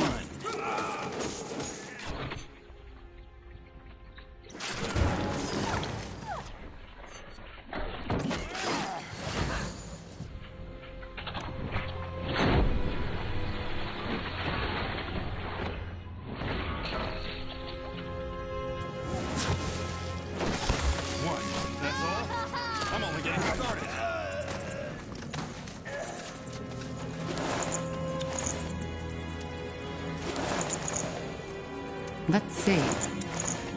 Now would you look at that?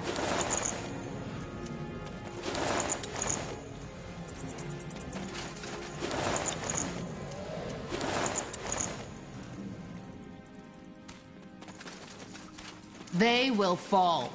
You picked the wrong enemies. Bandits up ahead.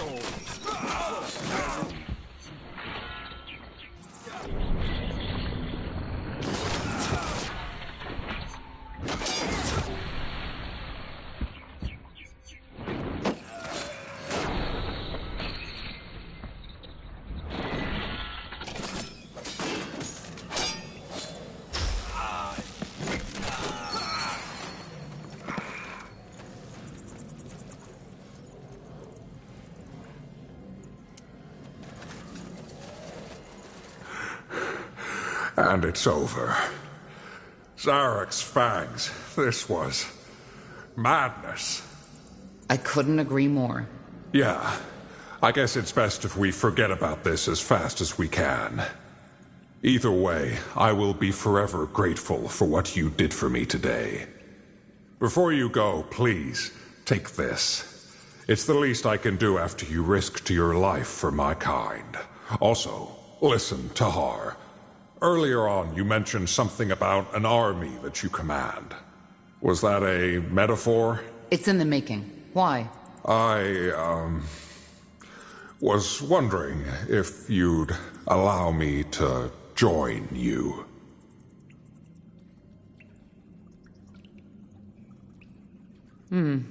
Well, if you're an architect, your talents might actually come in handy. If you want to join, bring that evidence to the guard, and then join me at the border. I will do that. Thank you, Tahar. I appreciate it. And I promise I won't be a burden. May your blood never boil. We'll talk later. So many dead orcs. Tiara's breath. I don't even know what to say.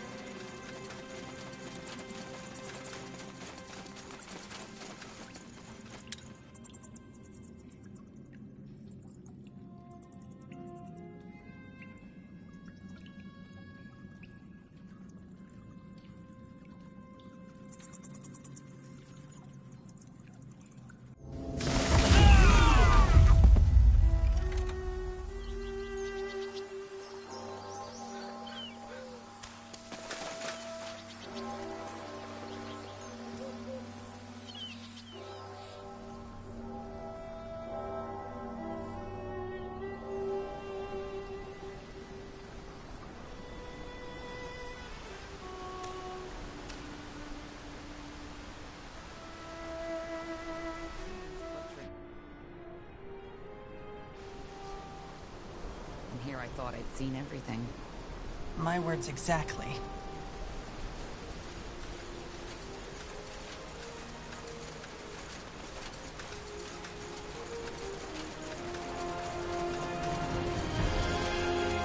Huh? Help you with something? I want to cross the lake. Sure. Where to?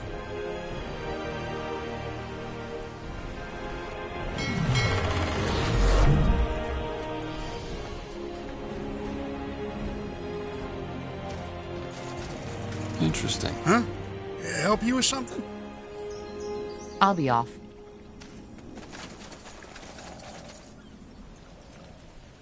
Sure.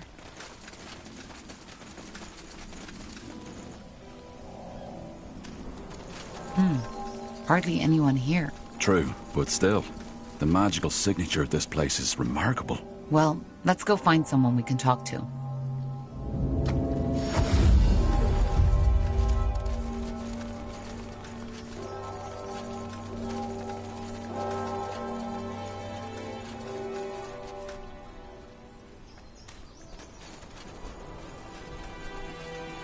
Let's see.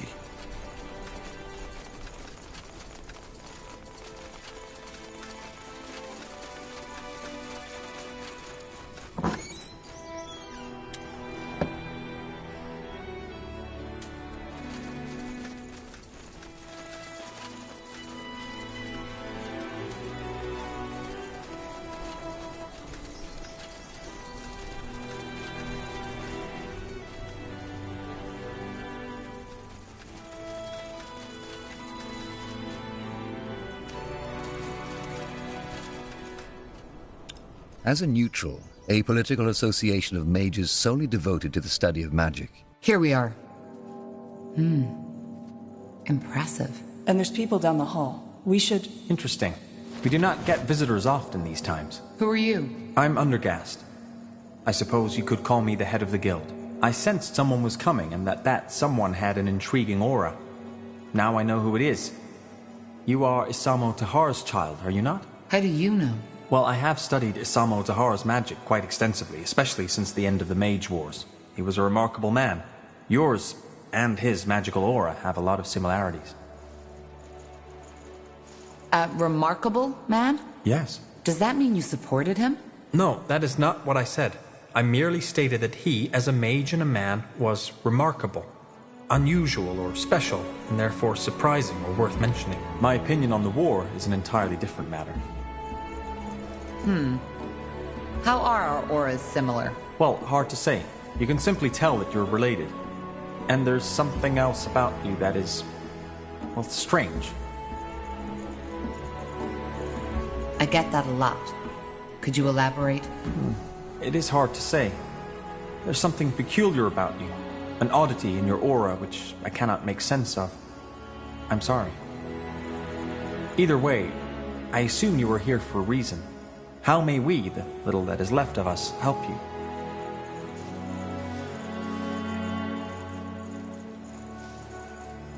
I was wondering if you could tell me more about the Creators Guild. Maybe I should begin with the question, what do you know about us already?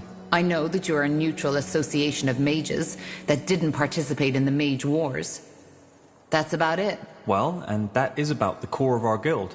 We are mages devoted to study, science, and the preservation of knowledge, and we do not involve ourselves in political conflict. We were founded in the year 231 by a woman named Goddess Bowdry. Ever since, the Creators Guild has been a constant in the ever-changing political landscape of Northander. So you are the leader of the guild? Well, I do not see myself as such, but yes, the majority of the guild considers me its leader. The ferryman told me about an attack on the guild after the Mage Wars. He said it was the reason there are so few mages left on this island. Is that true? Yes, but it was not just the attack. There was also an internal disagreement. What kind of disagreement? I would prefer not to talk about it. I am sorry. Actually, we're here for a reason. We're investigating the Bloodburn. Is there anything you or your guild knows about it? The Bloodburn? You're studying it? I guess you could say that. Yes. Interesting. No, we do not know more about it than most alchemists or apothecaries at this point, though our general consensus is that we doubt the corporeal origin of the plague. There is magic involved in it. Well, you're right about that. It is magical, and it is connected to the Shapers. The Tsarlanth, that's interesting. Say, would you mind to tell me more? You seem to know a lot of variables which we are not aware of yet. I'll tell you, but we should find somewhere to sit. It's a long story. Of course. Well, this is both fascinating and peculiar. What do you make of it? I do not believe in visions and prophecy, unless they come from a dreamweaver, so I'm uncertain. There is no arguing that this man Rondar Lacane knew more about the Bloodburn than most people. And his clues led you to Mullendeer, which is nothing short of impressive. So you believe that the Bloodburn is caused by Shaper telepathy. Is that correct? It is a theory, but yeah. Rogue telepathy, so to speak. I see. I would like to come with you. What? I was clear, was I not? I would like to come with you. Your story is nothing short of fascinating. The Shaper City, the Bloodburn, and this Nexus. I would like to accompany you and help. I have a wide knowledge of the magic and the Shapers, and have a strong interest in finding a cure for the Bloodburn.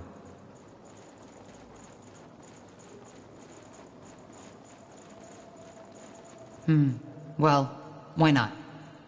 Just know that it will be dangerous. I can defend myself. Quite well, in fact. However, there is one thing I need to finish before I come with you. Study. Maybe you could help. This would facilitate matters. As long as it doesn't take too much time, yes. What are you studying? Simple. I have always been fascinated by the notion of sentience and the mind in general.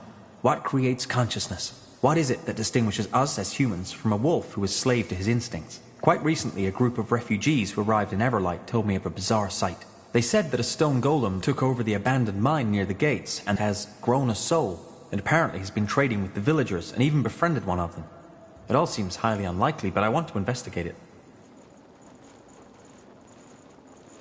What do you need my help with? Well, this is all an exciting scholarly prospect, but a golem is still a golem. So if the monster goes feral, I will require assistance. I can defend myself, but still it would be unwise to go there alone. I will get prepared and meet you at the mine. Do you know where it is? Tell me. Up north, at the top of the Iskander mountain. I will go as soon as possible. Fair enough. I'll see you there.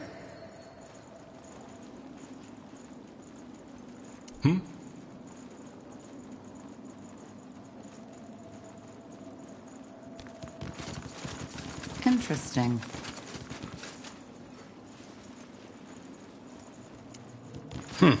Odd fellow. But he's a capable mage, that's for sure.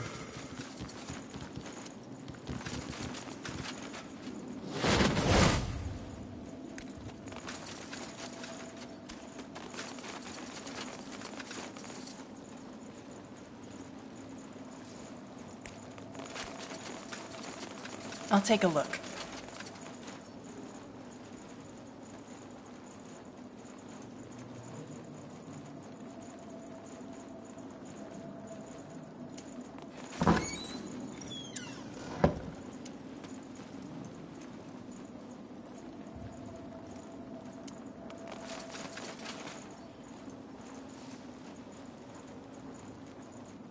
Let's see.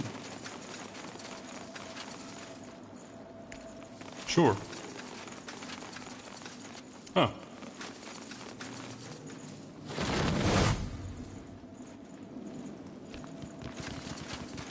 Now would you look at that?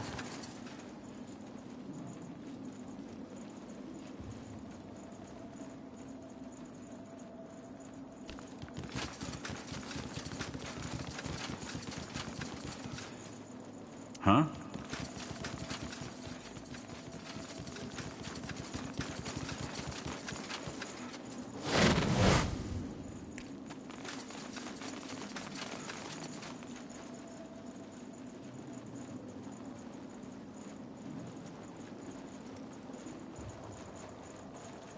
Interesting.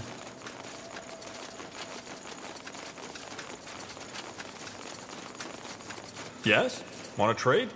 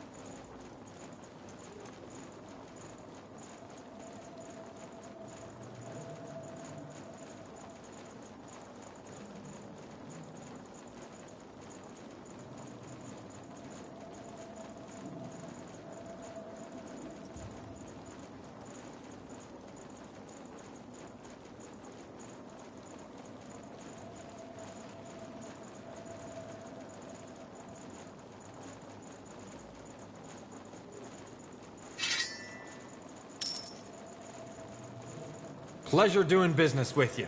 Come again. I'm getting new wares by the next moon's turn.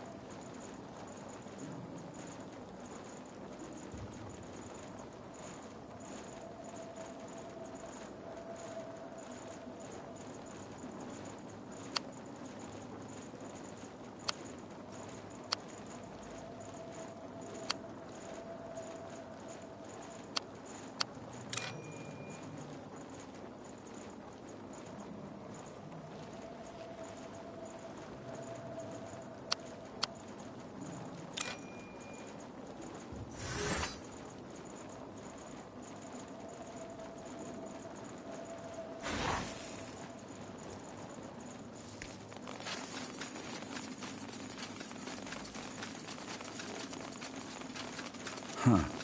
Intriguing.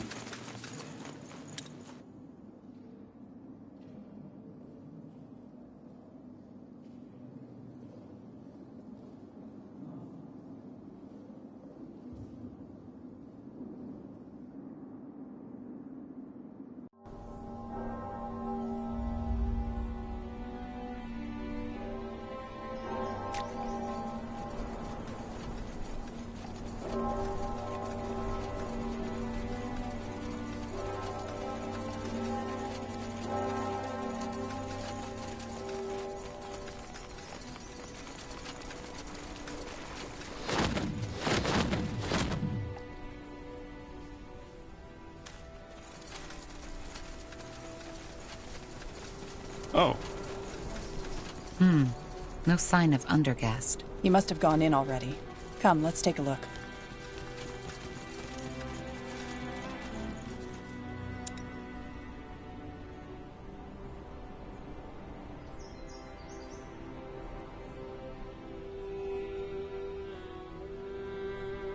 Ah, it is you. Didn't you say in front of the mine? I did, but then I realized that it might be wise to scout ahead and... Come, let us go. The golem and its supposed friend should be further down the mine.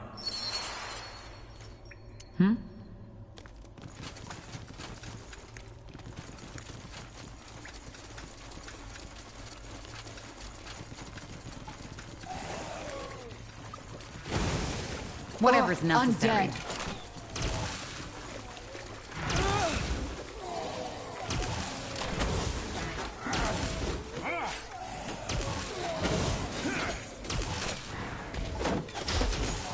Blazes!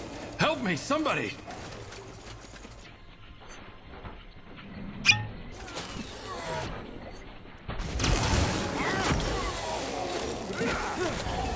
Help! Please!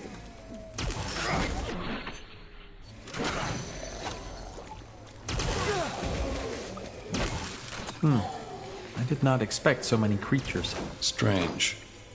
Does this never end?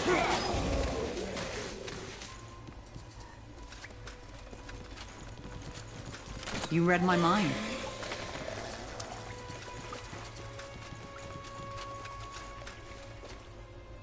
They will fall.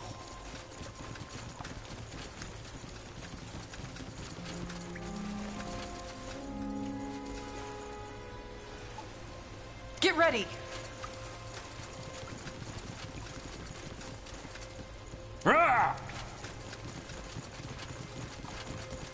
Walking corpses. All right, take here goes them down. nothing.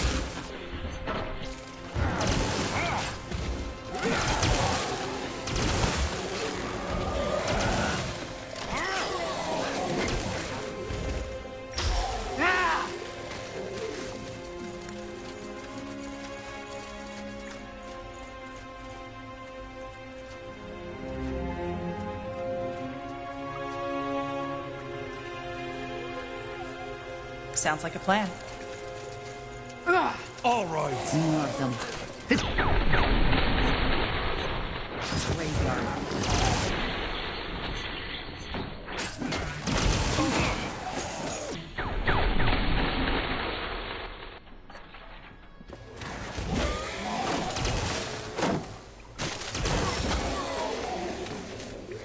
You got it.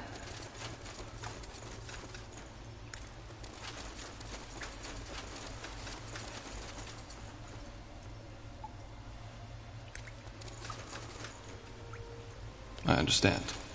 Look, up ahead. That must be the golem. And its friend. Let's see what they have to say.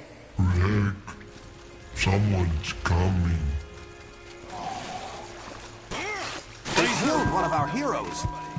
Come on. Don't die on us now. Come on. Don't die on... Please!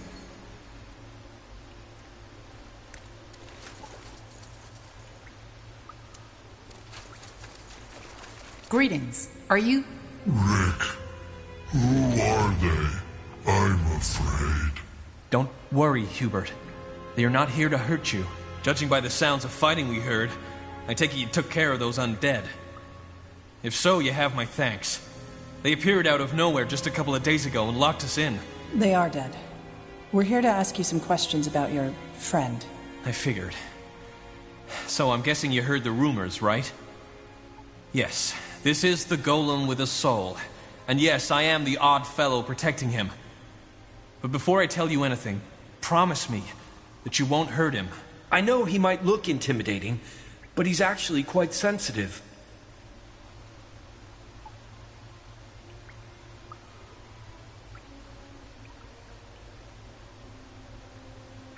I promise. Good.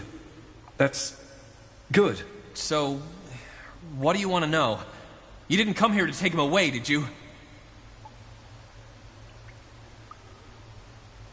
Hubert is a stone golem. Why didn't you kill these undead yourselves if they trapped you? Kill? Hubert? I told you he couldn't hurt a fly. He doesn't look it, but in his head, he's just like a child. Why Hubert? It was my grandfather's name. And one day, I simply started calling Hubert that, and it stuck.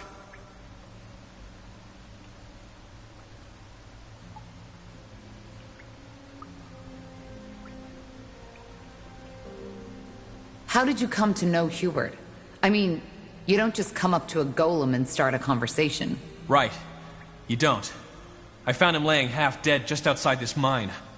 Some creature drained him of his essence, a ghost or something. Darkness came and stole my light. It hurt. It hurt so bad. I know, Hubert, but it's over now. For some reason, I immediately noticed that Hubert was different.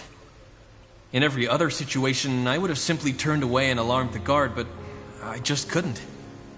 So I went into the city to find a mage. Who? Joseph. His name was Joseph. He is not with the Creators Guild. And this Joseph agreed to help you. Well, he still owed me a favor, so... Yes, I asked him to heal Hubert. And even though he told me it was dangerous, he eventually did it. When it was done, he told me to get away as soon as possible, as it might wake up again soon. But just like when I had first seen him there, I simply knew that there was something in him. Something that made him more than just a construct. So I waited, and it turned out I was right. You can figure out the rest. I took him into the mine, as the Everlight guards would have attacked him on sight. And here, we became friends. So you took him into the cave to protect him? Yes. Of course, word eventually got through to the townsfolk. But you're the first to follow up on the rumors. And before these undead woke up, this place was actually quite peaceful. A bit gloomy, yes, but safe. And that's what matters. How long ago is it that you found him? Let me think. Almost 4 moons now. How did you become friends, though? Rick, friendly. Rick, always friendly. Rick, care for me. Well, maybe friendship isn't the proper word for it. It's more like I care for him, the way a father cares for a child. And yes, I know how funny that sounds considering Hubert's size.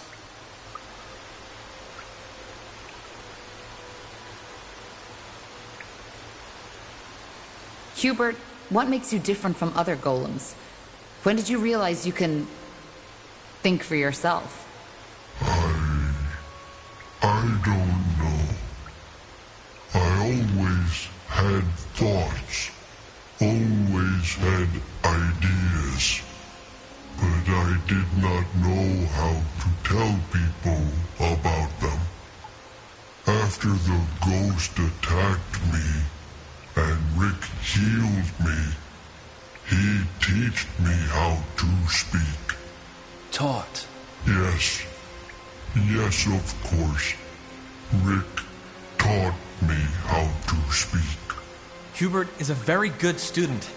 He learned how to speak almost fluently in just a couple of months. If only men were half as eager to learn, maybe we wouldn't be in this mess we find ourselves in. He could also carry the spirit of a person in him. Did you ever think of that? If so, it was the spirit of an infant. As I said, all I did was offer Hubert guidance and, well, love. What are your plans for Hubert? Neither he nor you can stay in this cave forever. Honestly, I don't know. Hubert is such a good lad, and I want him to have a normal, happy life. As bizarre as that sounds when talking about a golem. He would love to make friends and... Yes, friends. Rick, will these misters be my new friends? Hubert, what did we say about interrupting other people when they're talking? It's rude. And it makes people sad. Do you want me to be sad, Hubert? No, Rick. I'm sorry. Apology accepted. Just don't do that again. Anyway, I try not to think about it. And until you showed up and killed those undead, I wasn't even sure we'd ever make it out of that cave again. All right, look, my friend here would like to learn more about Hubert's uniqueness. It would be of great scientific value. Would it be possible for us to examine him? I don't know. Will it harm him? Golems were created to endure pain. What my friend is trying to say is he will do everything he can to keep Hubert comfortable. What do you think, Hubert? I don't know. Fine. If you think it will help us understand Hubert better, then I don't want to be an obstacle. Go ahead. Thank you, sir. Then let us begin.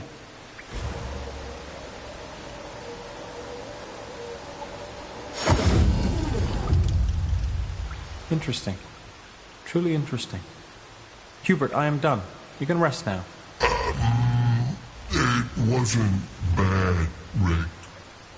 It tickled a little, but it didn't hurt. So, what did you find out? Not much. But let me discuss it with my companion first. Tahar, if you please. Where is the kind sir going? So, let me be brief. I inspected Hubert's magical core, and it is rather unusual. It's overflowing with magical essence, unlike anything I've ever seen. My theory is that his remarkable intelligence comes from this irregularity. Unfortunately, I believe that the very same irregularity is also dangerous. The essence within him seems unstable. It is very likely that it will eventually get out of control and cause an explosion unlike anything this land has ever seen. To me, it appears we have two options. We can destroy the golem, or take it back to the guild and try to harness its power, with the chance to stabilize the core and allow it to live. I do not think I should make that choice. I consider myself a rational person, but I'm afraid that my fascination with the matter clouds my judgment.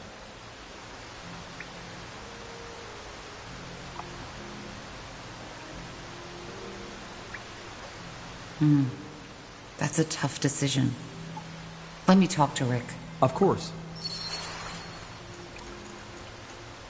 Huh? So, what did you and your friend talk about? Well, there's no good way to say this. Hubert's magic core is very unusual. It's overflowing with energy, and while this energy is what makes him sentient, it also makes him dangerous. If we let Hubert stay here, the core might eventually become unstable and explode. The only way to save him is to take him to the Creators Guild, where they can try to control his power. Thing is, it might be a painful experience for Hubert. I'm sorry, but it's the only way. The alternative would be to kill him. You bloody monster! No! There's no way I'm letting you do this! He's a person, damn it, not some toy for some mages to tinker with! You'll have to kill me first! Rick, you're outnumbered, and I'm offering you and Hubert a chance. Don't you see it? You can either die here like a fool, or make sure Hubert gets through the entire ordeal together with you. Well, I guess you're right, aren't you? I don't have a chance against you all. But let me say this. If I learn that anything happens to Hubert, I will come and hunt you down, even if it costs my life. Hubert, it's time to go. We're moving into a new home. What? I'm going to see the outside again? Just how you promised. Yes. Just how I promised. Well, I must say that I'm happy you made that decision. I will go back to the guild now and prepare my things for our journey as discussed. I will see you there.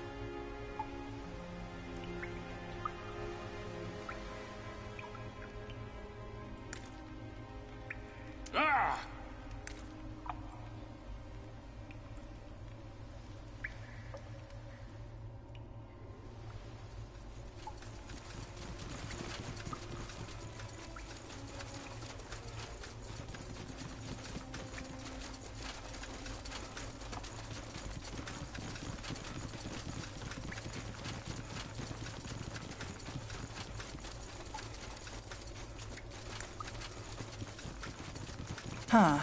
Interesting.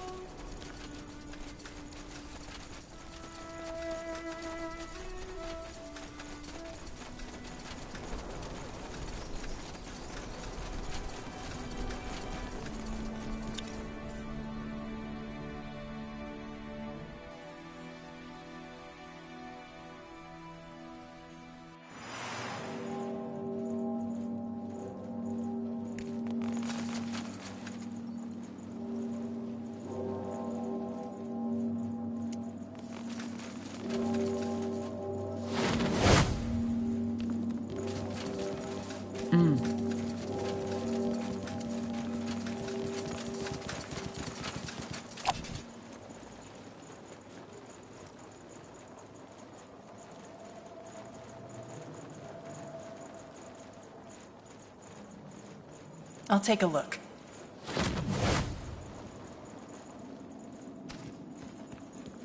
Corporal?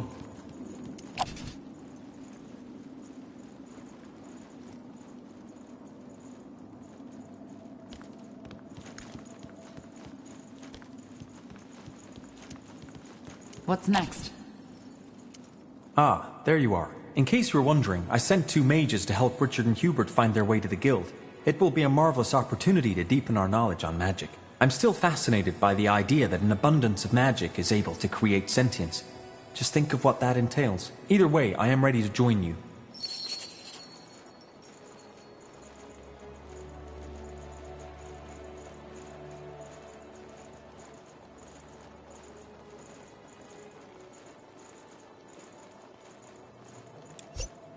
Danger up ahead!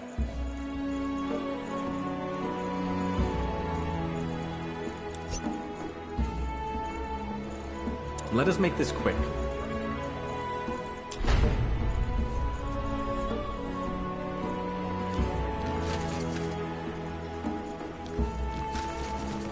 You have my attention. That's the way.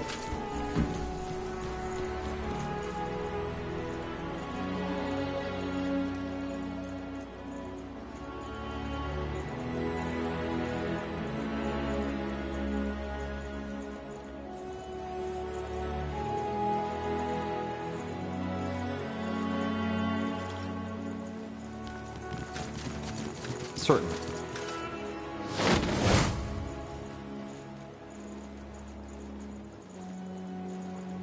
A fine plan.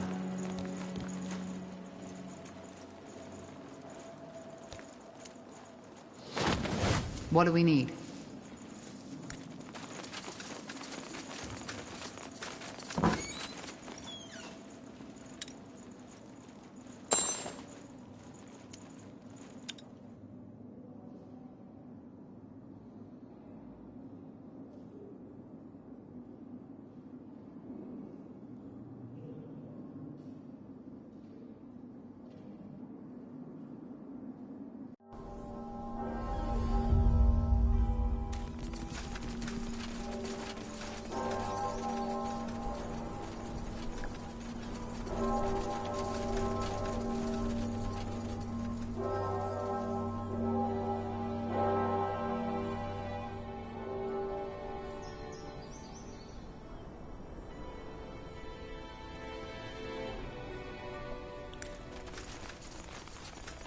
Let's see.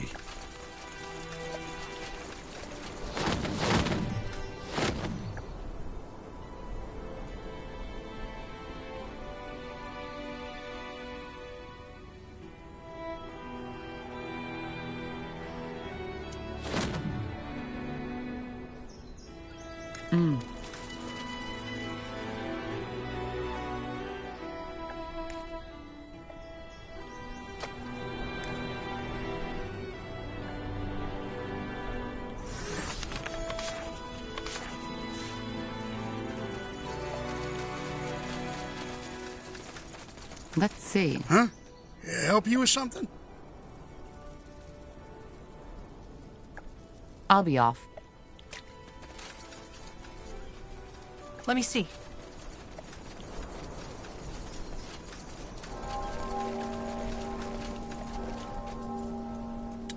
The hardest thing about business is minding your own. There are few cities where there's... Wrong place. Here we go. Highwayman. Get ready! I'll keep you shielded. Now would you look at that?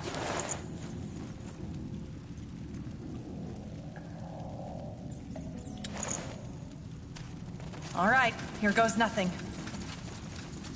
Ah! You read my mind. Danger up ahead. Let's see what we can do. I will do as I must.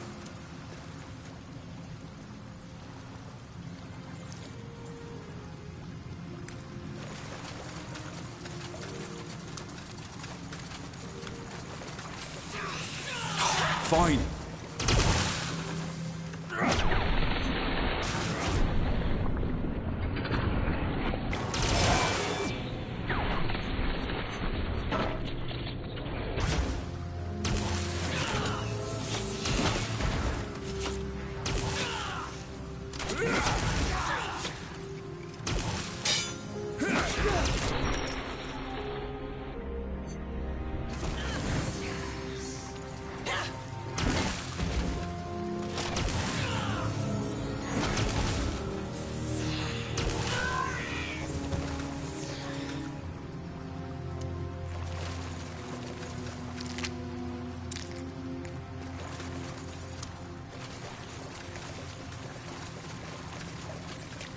Sounds like a plan.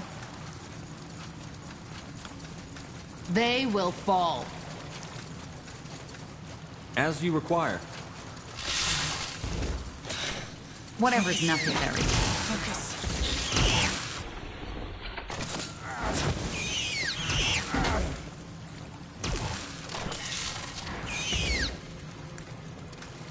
Huh? Ah, yes.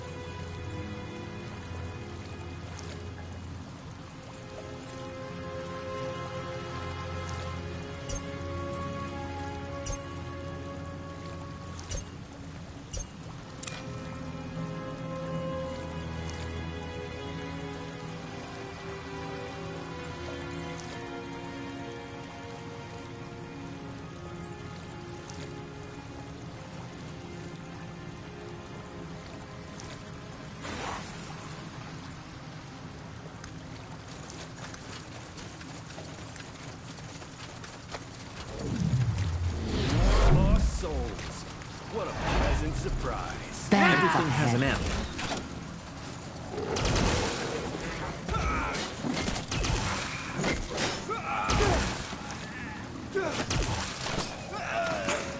Blasted armor. More fighting. Fair enough. Let's do it.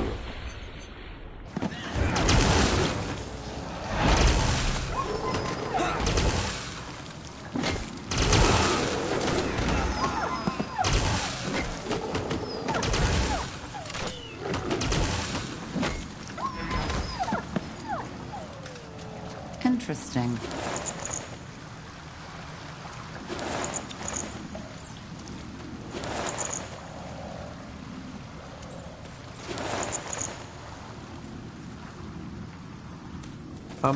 Yes, of course. Will do. All right, why not?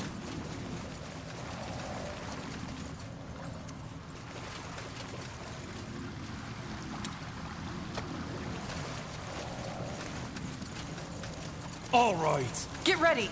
Got it. Fine. All right, here goes nothing. More fighting. Does this never end?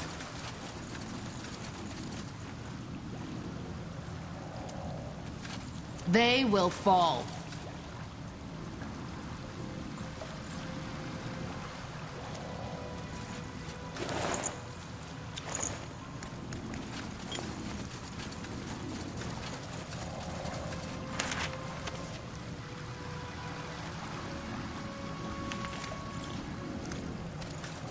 Sure. Here we go.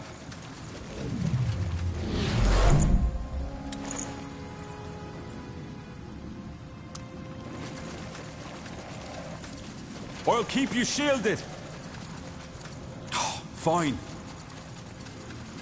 Let us make this quick.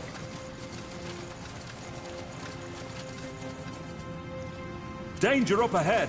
As you require. All right.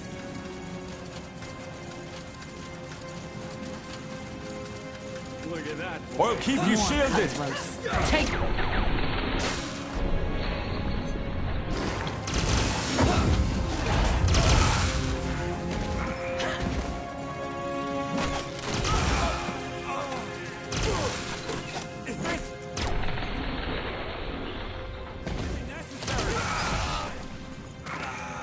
Interesting.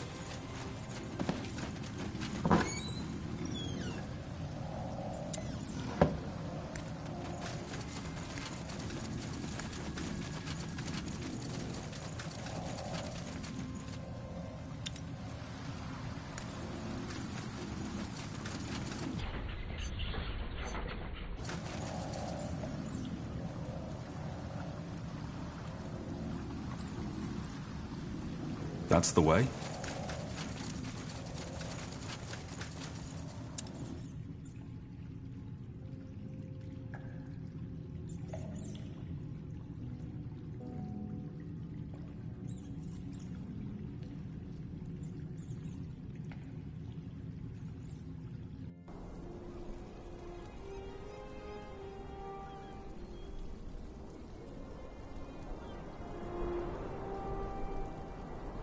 Certainly.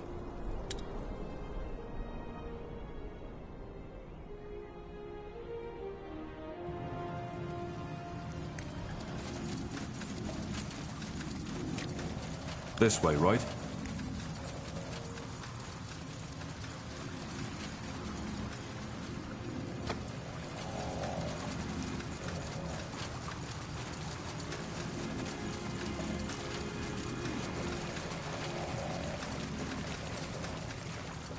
I'll take a look.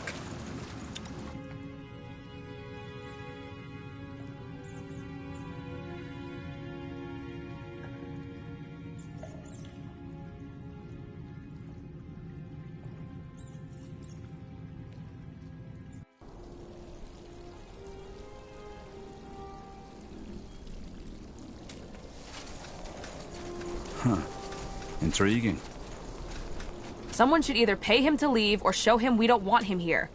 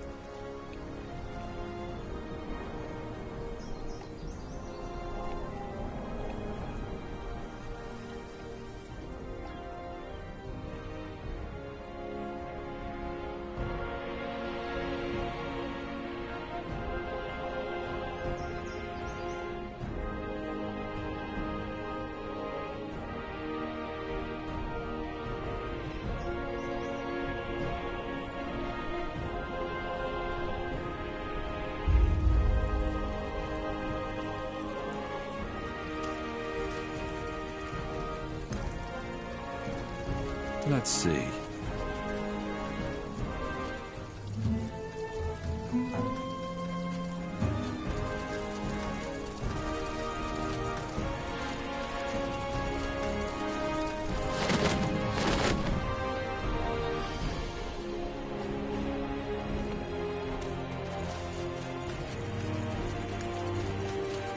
Understood.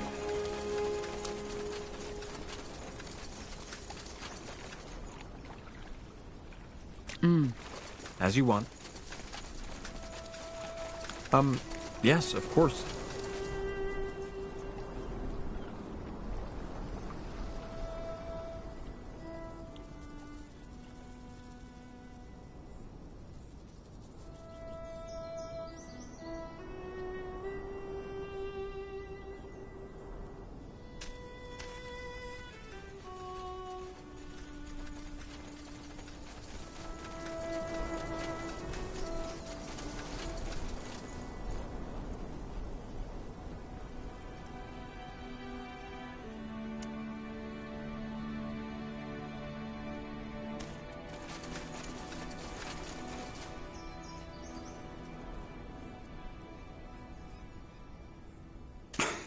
Blasted armor.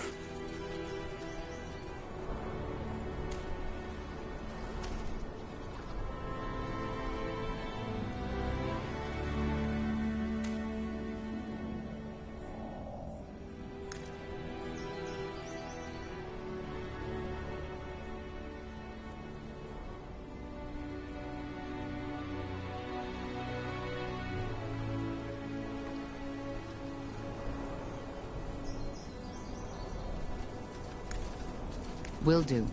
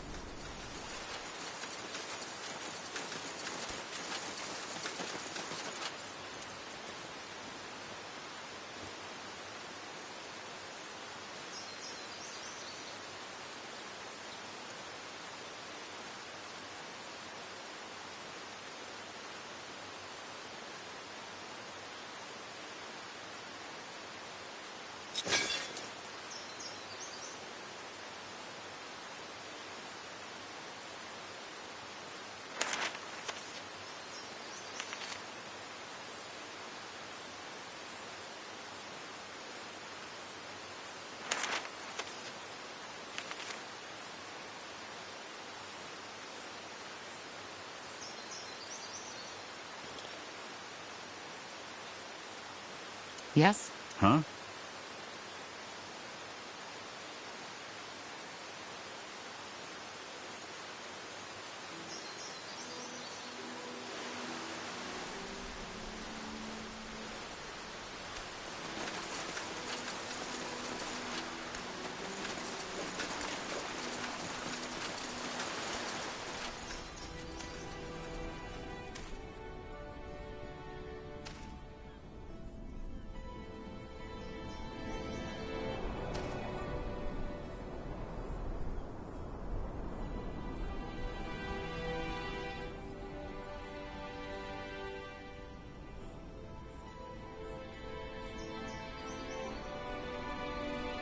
Got it.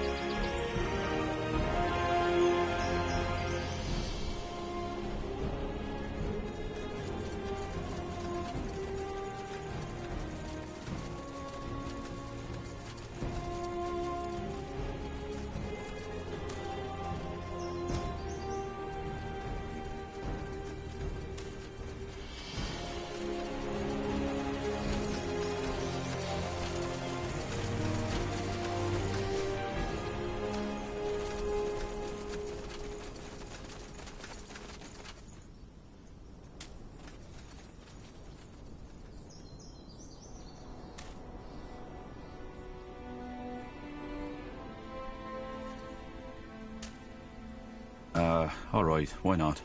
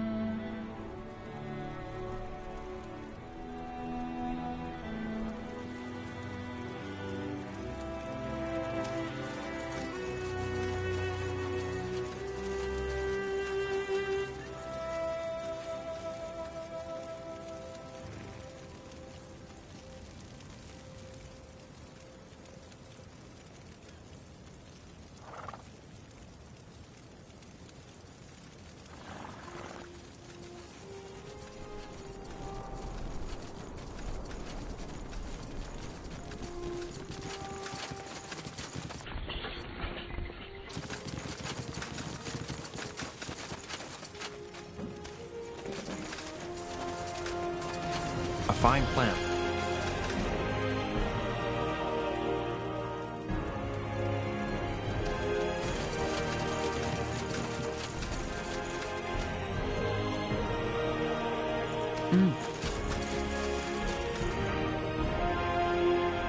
That's the way?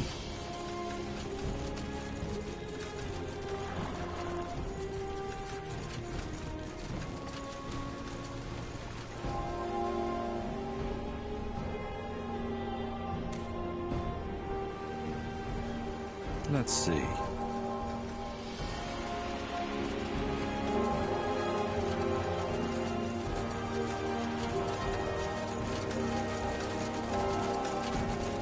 Yes, want to trade?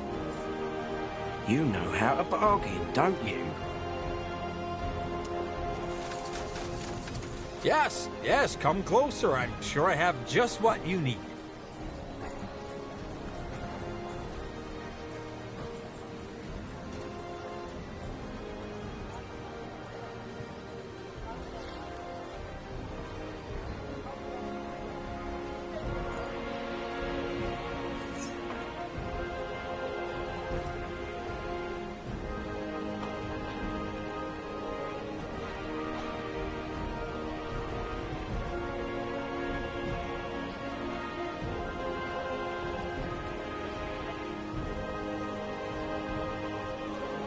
Farewell.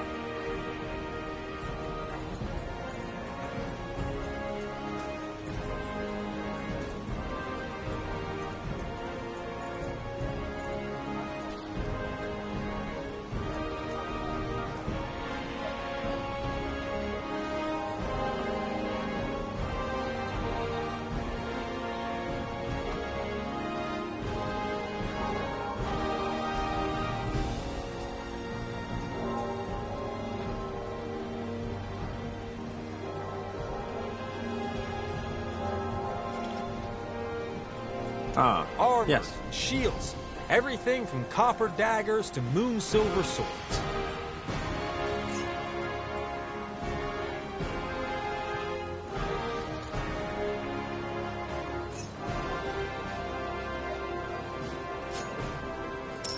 A fair offer.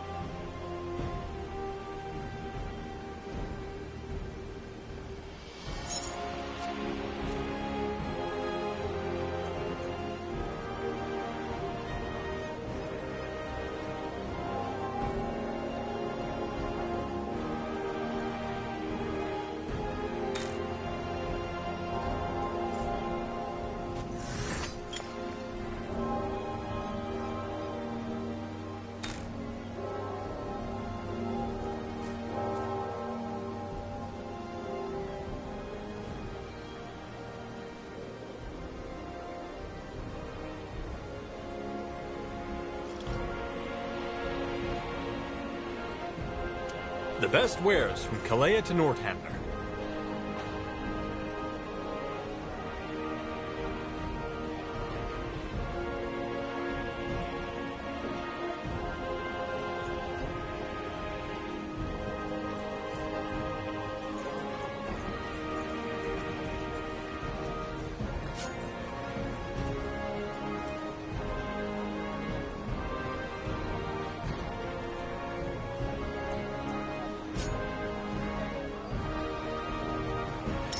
Come again. May Tiara bless your path.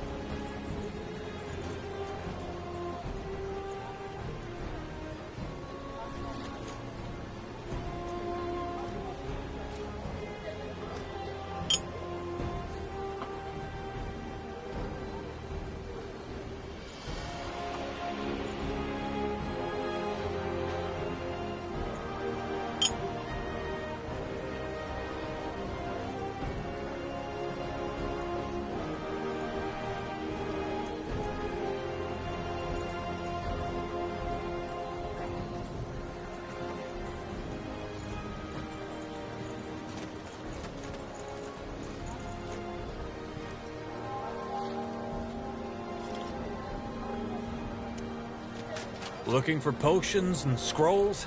I'm sure I have just what you need.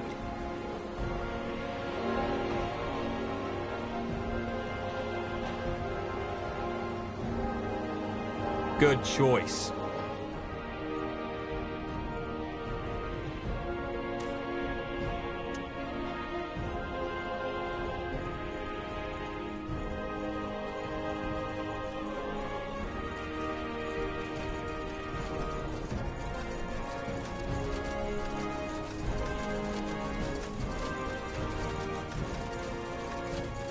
Axes, daggers, swords, everything for the wary traveler. You know how to bargain, don't you?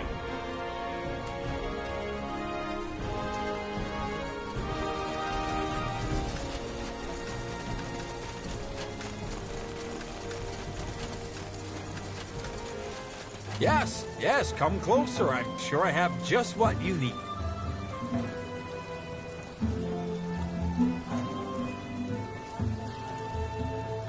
Farewell.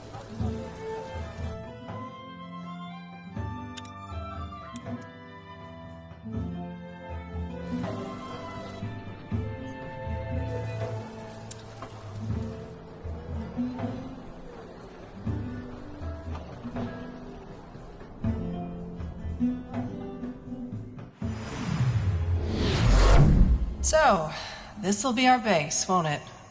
I guess so, yes. Nihalf's hammer. How about a tad more enthusiasm? We're in the ancient city of the Shapers. If anything, we should feel honored. Well, let's just hope the city's defenses work better for us than they did for them.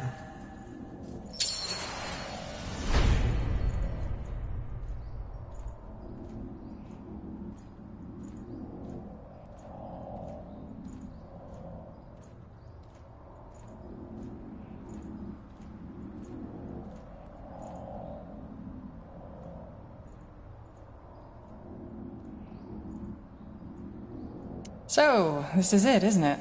Our base of operations? So it seems. An ancient Shaper city on a quest to find a cure for the bloodburn. And we're working for the purity of light. Sounds crazy if you say it like that. Just some weeks ago, I thought I'd be in Greyfell now, trying to make a fresh start as an innkeep. Innkeep? You? Hey, don't laugh. What's wrong with some honest work after years of defiling on the road? Getting up early in the morning, setting the tables, serving mulled wine and stew to tired, weary souls. Just a simple, honest life. Innkeeping is fun, until you find yourself on your knees at dawn, cleaning up the puddles of vomit and beer these tired, weary souls left behind when they were done carousing. Quite the cynic, aren't you? So you leave it all behind. The adventuring. You know. People always act as if these decisions are final. The only way to find out how much I'd like that kind of life is by taking a chance, isn't it? And if one day I wake up and find myself in need of a change, I can still pack up my things and hit the road again. Upsides of elven blood. There's plenty of time.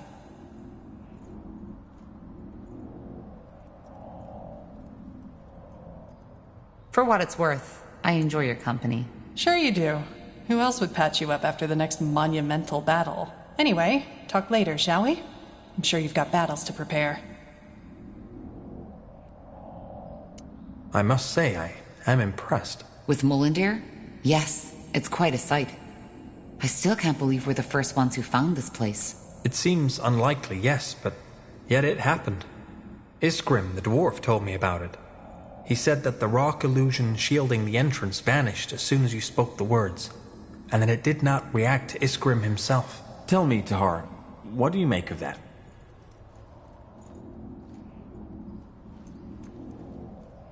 Maybe I'm connected to this place. But how? I know there is more to you than meets the eye. Something about you is different. Although I cannot say what it is. I believe we stand on the verge of a change. Things have happened, Tahar. Things, the extent of which we have not even come close to comprehending. And they have set something in motion. You're talking about the Bloodburn? Among other things, yes. But as I said, there is more to it. All this, your journey, your role in what Rondar Lacane believes to be a vision sent by Aenir. It is only the beginning. But let us continue this discussion when I can give you more than vague, semi-prophetic statements. All right. We'll talk later. Why? When? When something comes up. I'll go prepare for our next mission now. Understood. Certain. Made yourself comfortable? Comfortable? Believe me, being comfortable is the last thing on my mind right now. Just look at this place. A Shaper city. Don't you feel it too? This sense of divinity?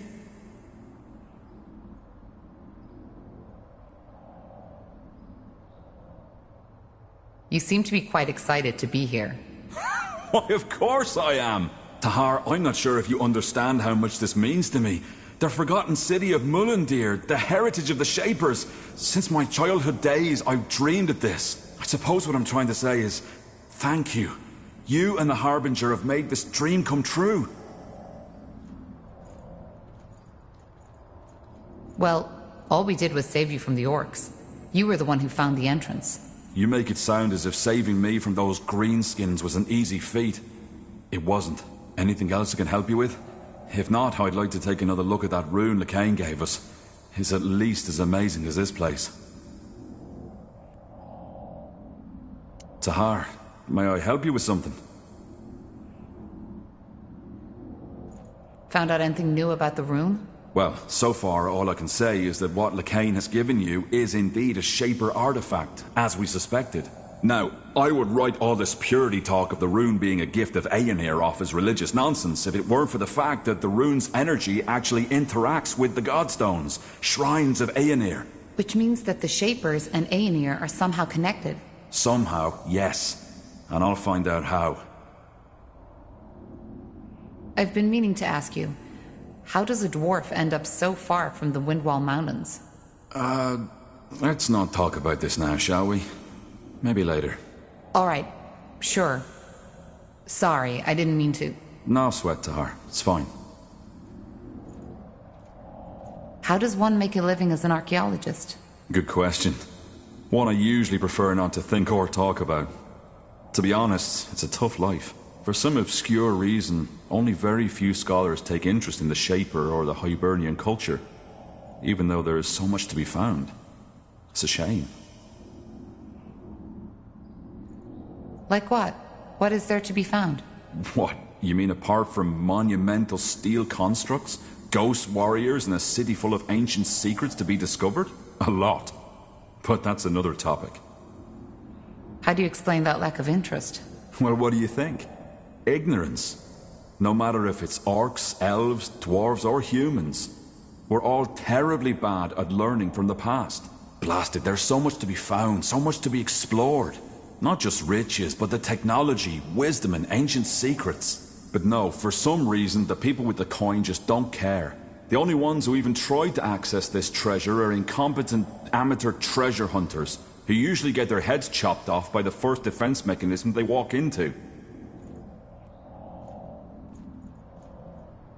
True. It's a pity.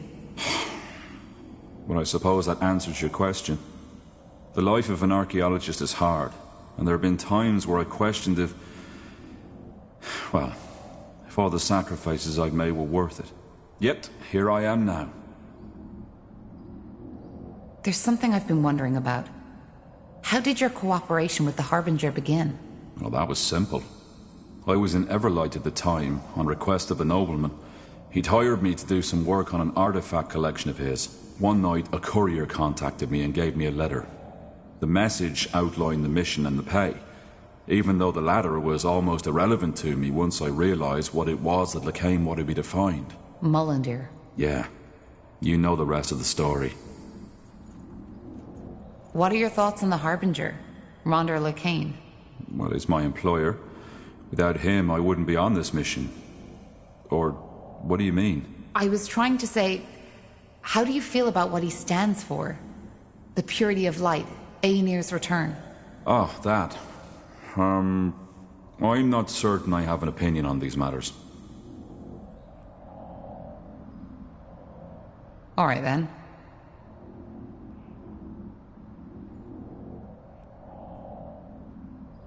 I found some materials. Could you use these to upgrade your armor? Yeah, wait. What's that? Nihal's hammer. This is amazing. No, more than that. This is phenomenal. I don't follow. What's so special about that thing? This thing, as you call it, is part of an artifact. One that the scholars have been writing about for centuries. It might be possible to reconstruct them, and that... I can't even begin to imagine what that would entail. That armor you're wearing looks quite special. Is it from Windwall? Oh, yeah, of course. Yeah, it's from Windwall. I forged it myself. Why do you ask? Well, our smiths might be able to forge you a better one. It looks quite worn. What? No.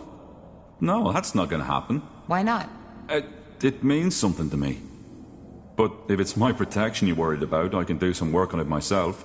You'd have to cover the expenses, though. I'm a bit short on material these days. Fair enough. I'll let you know if I have some resources to spare. Goodbye.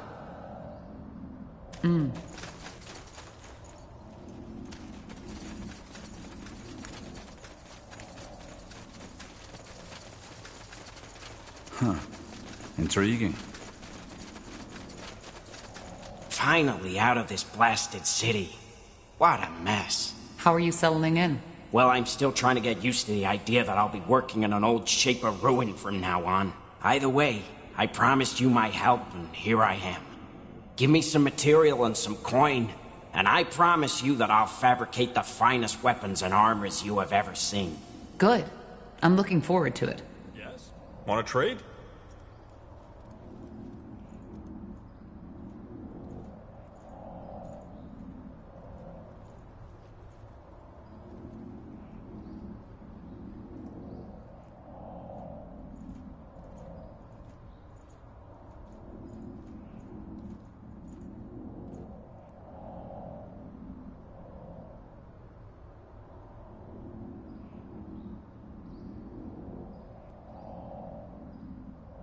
A fair offer.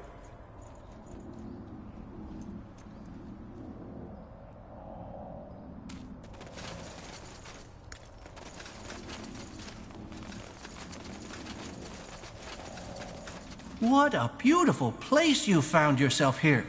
Hard to believe that it was right in Iskander territory all this time. As promised, I'll set up shop around here somewhere. My contacts should still be able to get some good wares from Greyfell and Everlight. And, of course, I'll give you a big discount. Thanks. Hey, you're an adventurer, aren't you? Come take a look. I'm sure I've got something that might spark your interest.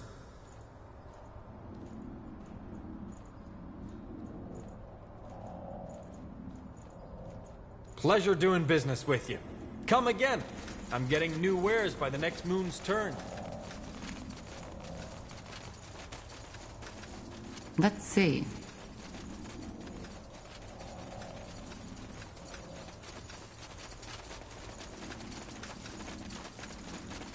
Tiara's breath.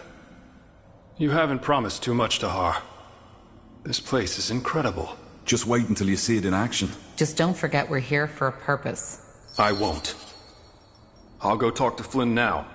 We need to find a good place to set up camp.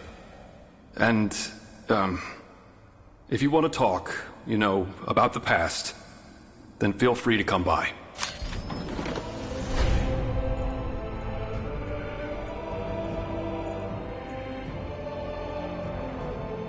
In any case, with our new allies, we should be able to go look for the stones.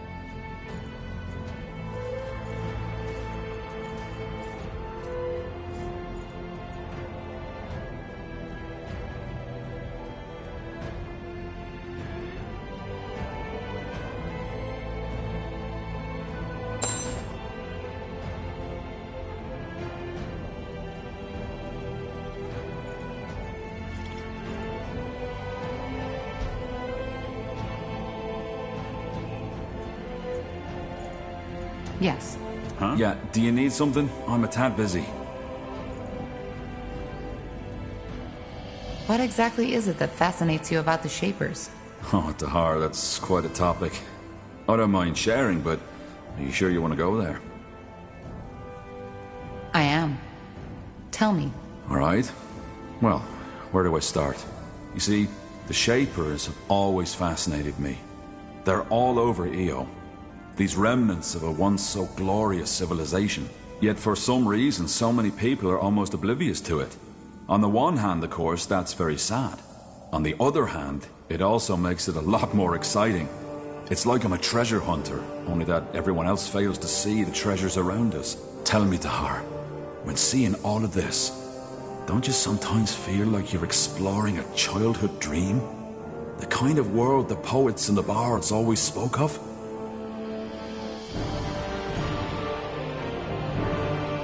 Sometimes, yes. It's dark, but also fascinating. Absolutely. But this childish fascination was only the spark.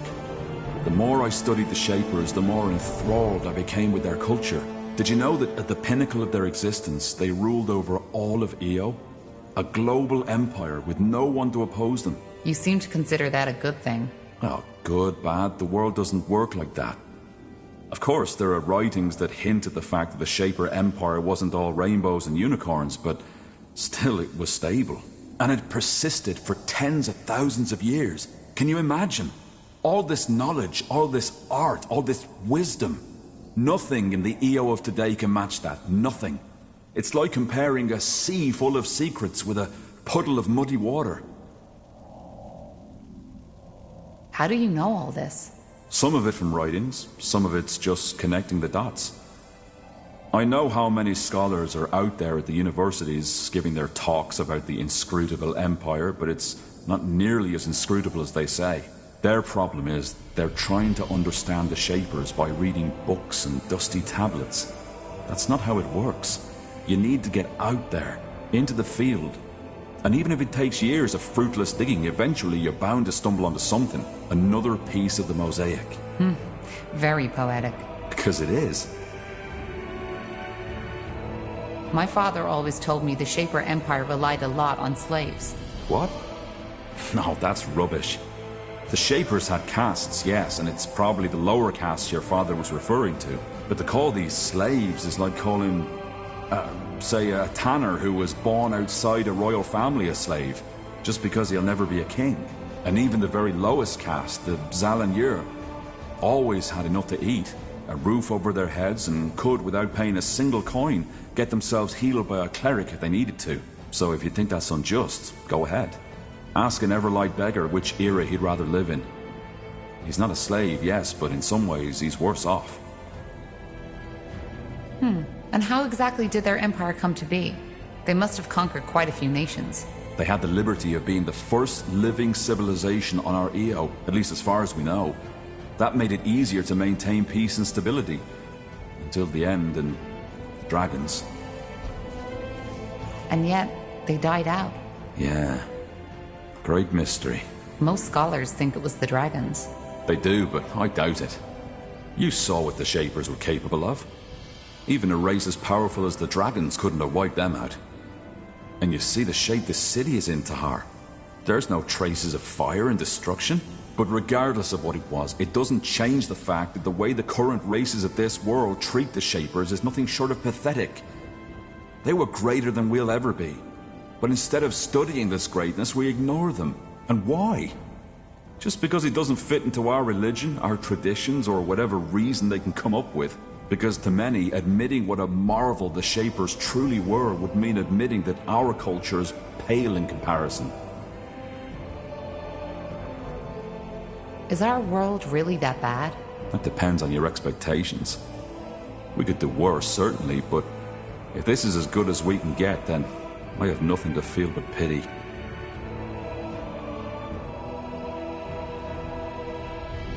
We don't know enough about the Shapers yet to say that. Maybe you don't. I do. In any case, I suppose you found your answer, haven't you? This is what fascinates me about the Shapers. They're a reminder of what we could be, if only we wanted to. I see. Well, thanks for the explanation, Iskram. I appreciate it. Tahar? I guess I still owe you an explanation, don't I? About that bandit in Farland's Hope? Do you?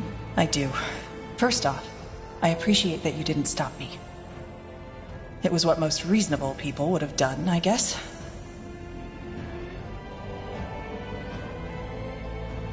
I wasn't sure how you'd react. Well, I wouldn't have blamed you, if that's what you were fearing. About 5 years ago, something happened. I was on the road, and the sun had just started to set, and I was closing in on the village where I had planned to spend the night. It was a beautiful day, really. The sky was clear, the stars were coming out, and the crickets were chirping. Just 1 mile before the village gates, I saw a woman and her son. Or at least I thought he was. They were surrounded by 2 men and a woman, who were pushing her around, tearing her clothes off. She was weeping, begging them for mercy, and her son, who probably didn't realize what was happening, was holding her leg and crying. That woman's screams were horrible. What I remember even more was the crying of that poor boy. They were the tears of a soul who, up to that point, had still thought life was all about beauty, about love, and who had now awoken to reality. Long story short, I didn't help. I just stood there, watching it all through the thickets, like some grotesque play. When they were done, they kicked the woman into a pit on the roadside and took the boy with them. Why didn't you help? I've been asking myself the same thing ever since. In the end, I think it was plain cowardice. Then again, if life taught me something, then it's that only in the books that people make the right calls when push comes to shove. Sure, there are exceptions, but most of us just stand by and watch. And that was why you tortured that bandit? I guess. That woman the bandit in Farland's Hope killed. I don't know, but something about her reminded me of that summer night. And yeah, I know, it was a stupid thing to do. Stupid and above all, pointless. Making that bandit suffer didn't help anyone. Neither the woman he had tortured to death, nor the one on the road, or her little boy. I just couldn't help it. It was as if some dark part of my mind had taken over. Maybe it was your way of atoning for not helping that woman. Atoning? Such a big word. I don't know. Either way, anything else you need? If not, I'd like to have some time on my own. There's a lot that's been going through my mind lately. Ah, Tahar. I want to talk about my father. I figured you'd want to eventually. What is it you want to know? My father never told me of how he grew up. Do you know anything about that? About his childhood? I'm afraid not. He shared some fragments of his past with me, but probably no more than he shared with you. This might sound strange, but do you see any resemblance between him and me? Interesting that you ask. Yes, there were moments where I could not help but notice that certain something that strongly reminds me of your father. Could you be a bit more specific? Well, I think that the best way to describe it is a sort of look in your eyes.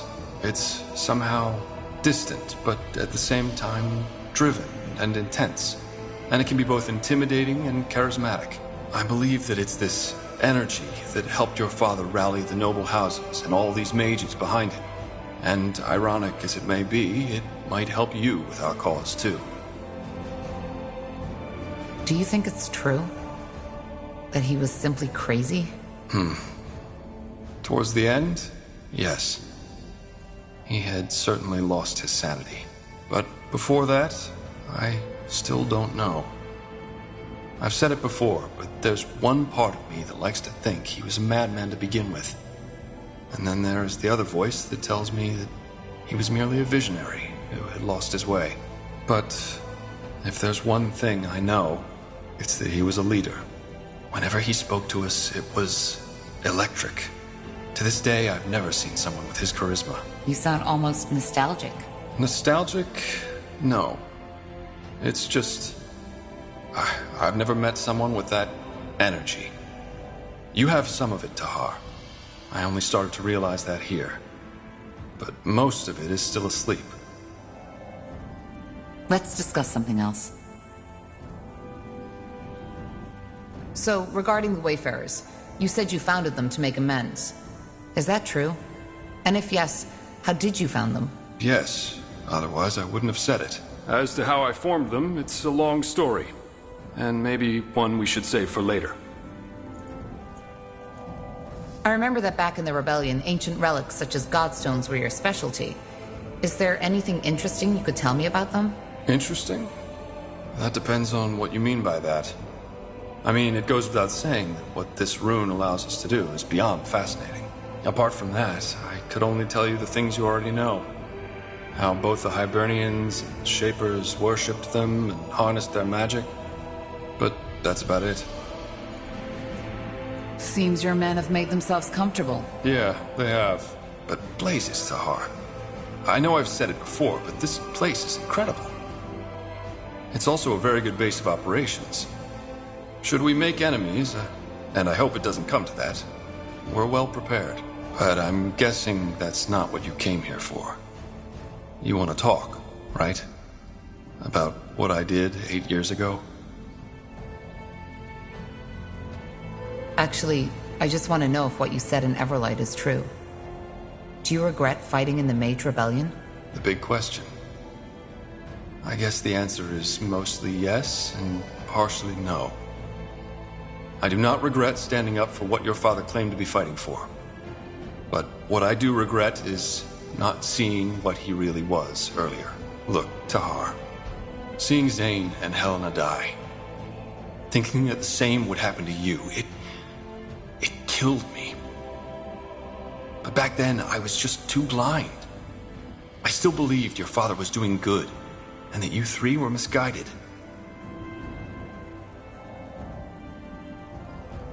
Why did you do it?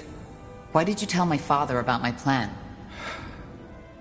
Well, what do you want me to say? I did it because back then, I still believed in your father's vision. What you, Zane, and Helena were going to do, it just seemed, I don't know, wrong. But that doesn't mean it was an easy decision. Also, I didn't think he'd execute you. Probably naive, I know, but it's the truth.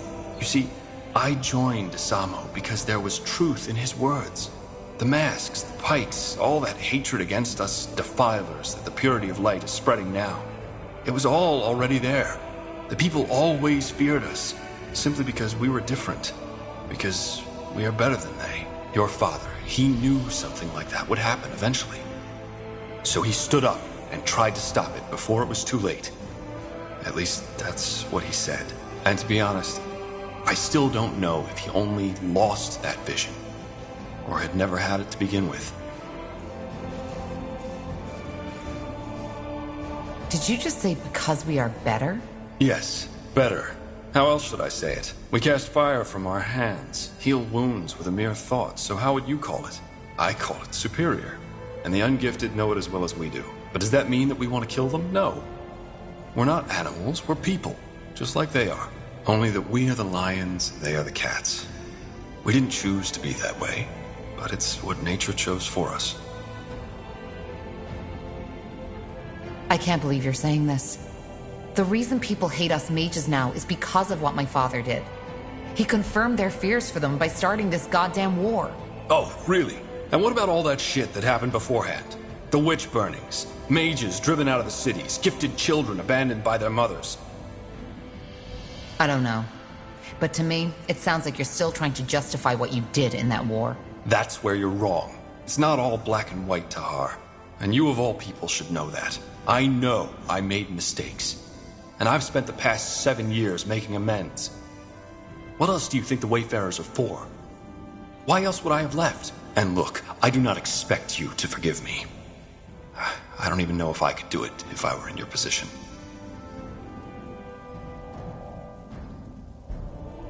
Interesting. Corporal? Need anything? This might sound odd, but why did you join me? It was me the Harbinger wanted. Why are you asking? If you want me to leave, you can just say it. No hard feelings. No, I just want to understand. You've been putting yourself in a lot of danger for our cause. I guess so. Well, I hate to disappoint, but I don't think there's a particular reason. As you pointed out in the prison, I'm a fugitive as much as you are, and my best chance of survival was sticking with you. Could you tell me a bit about your homeland? Finn and Mir? Well, it's not my homeland anymore, but yeah, shoot. Elves have a very long lifespan. What's it like to live for so long? Hard to say, since I don't know what a human body feels like. As an elf, you simply take it for granted. When I first realized how short a human life is during my travels, I was baffled. I've been on this world for 39 years now, and in the elven world, I'm hardly considered an adult. Here, I'd have delivered my 7th child by now. It's strange. That's the best way to describe it. But you know what I eventually came to realize? Tell me. That age doesn't necessarily make you wiser. I've talked to 30-year-old humans who understood more of the world than the ancient seers of Finn and Mir. It's all about experiences. How is human culture different from elven culture? I assume you mean Nortander from Finn and Mir? There isn't one elven culture, as little as there's just the humans. Generally spoken, though, I wouldn't say they're too different. Especially not compared to the orcs. Life is a lot slower, mainly due to our lifespan, and elves are even more defined by tradition than humans. They revere nature and value tradition and rules above all else, and they are extremely aware of what they say, how they say it, and to whom. Which also makes it very easy to offend an elf.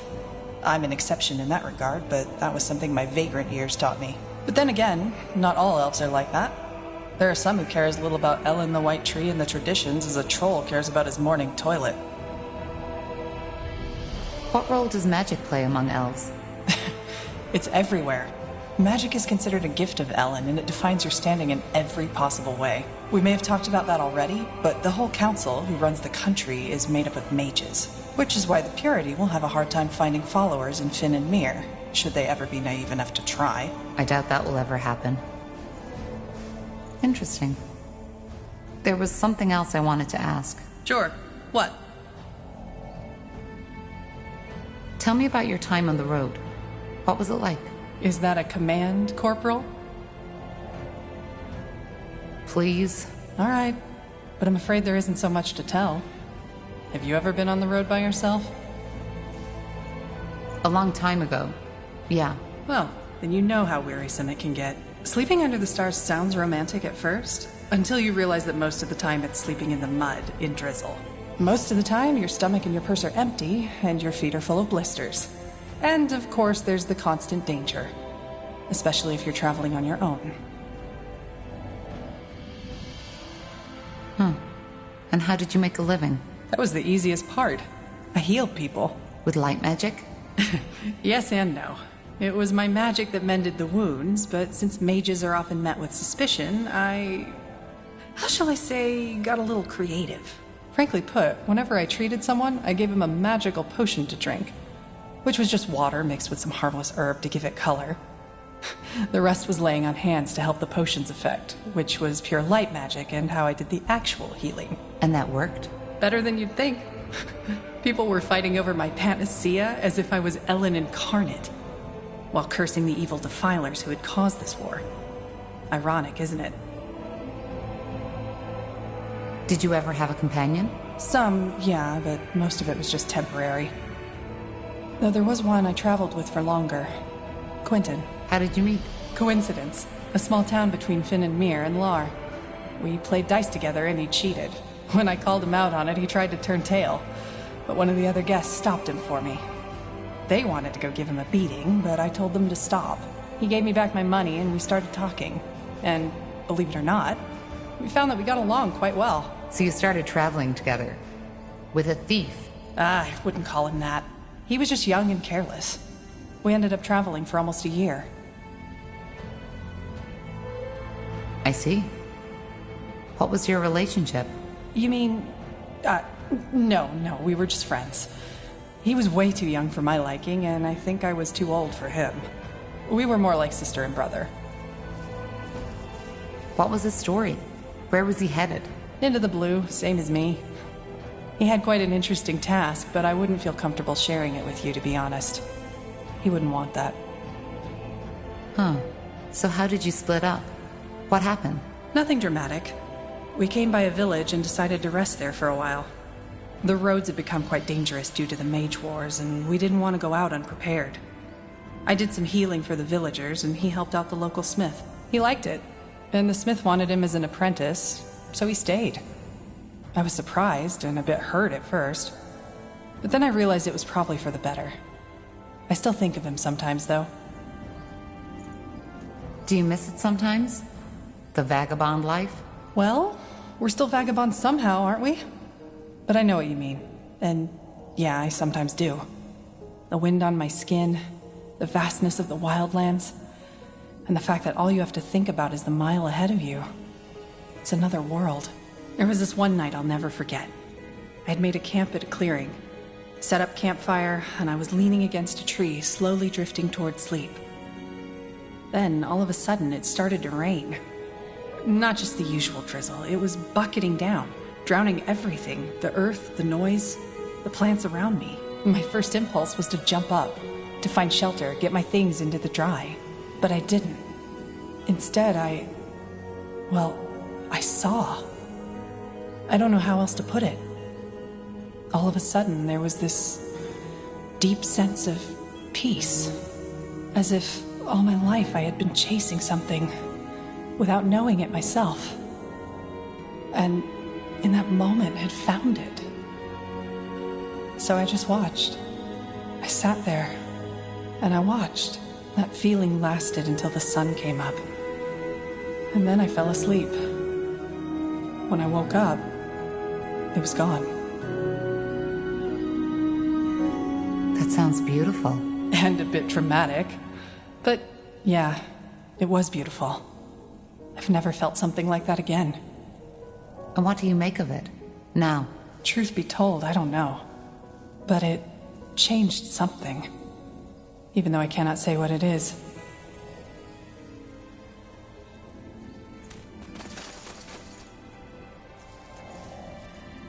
Certainly. Now look at that. The fabled Corporal. Good to finally meet you in person. I'm Flynn, second in command of the Wayfarers. I have to say, for someone who only led a puny Nortander division once, you're doing quite a good job leading an army so far. Not of them saying I couldn't do better, but still. Anyway, if you come to arm our men, I strongly suggest you do so. But you're armed already, aren't you? Well, yes, with rusty swords and dented armors. I mean with proper equipment. If you give me the coin, I'll send out orders to my contacts in Everlight. It'll improve our strike force significantly.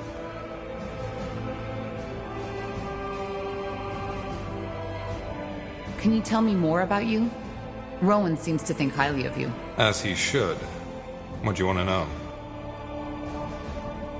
So what's your job in the Wayfarers? Well, let's just say that I know a great deal of people. And I can also handle myself in a fight.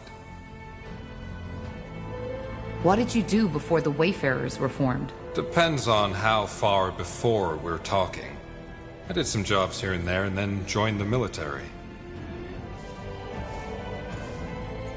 Some jobs? So you were a baker? A bard? Very funny. I was a mercenary. And then you joined the Royal Army? Yes. I was even part of the Wolf Guard for a year or so. Really? How come we never met? Because that was way before your time. I know I don't look it, but I'm quite some years ahead of you, Tahar. I served under General Noria, under Sentenza, before that disaster at the Iskander Fortress. How come you left? Well, there were a couple of reasons. In a nutshell, I didn't agree with some of the things Sentenza made us do. So I deserted, just like you. Anyway, after I left, I went back into the mercenary business for a while. Then the Mage War broke out, things went to shit, and I went into hiding. Finally, a year ago, I met Rowan, and he told me about his idea. I immediately agreed. Doing good while not being bound to uniforms, orders, and morning drills was something I'd always wanted to do. I simply didn't expect anyone else to share that vision.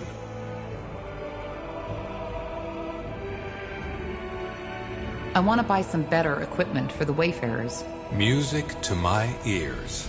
What did you have in mind?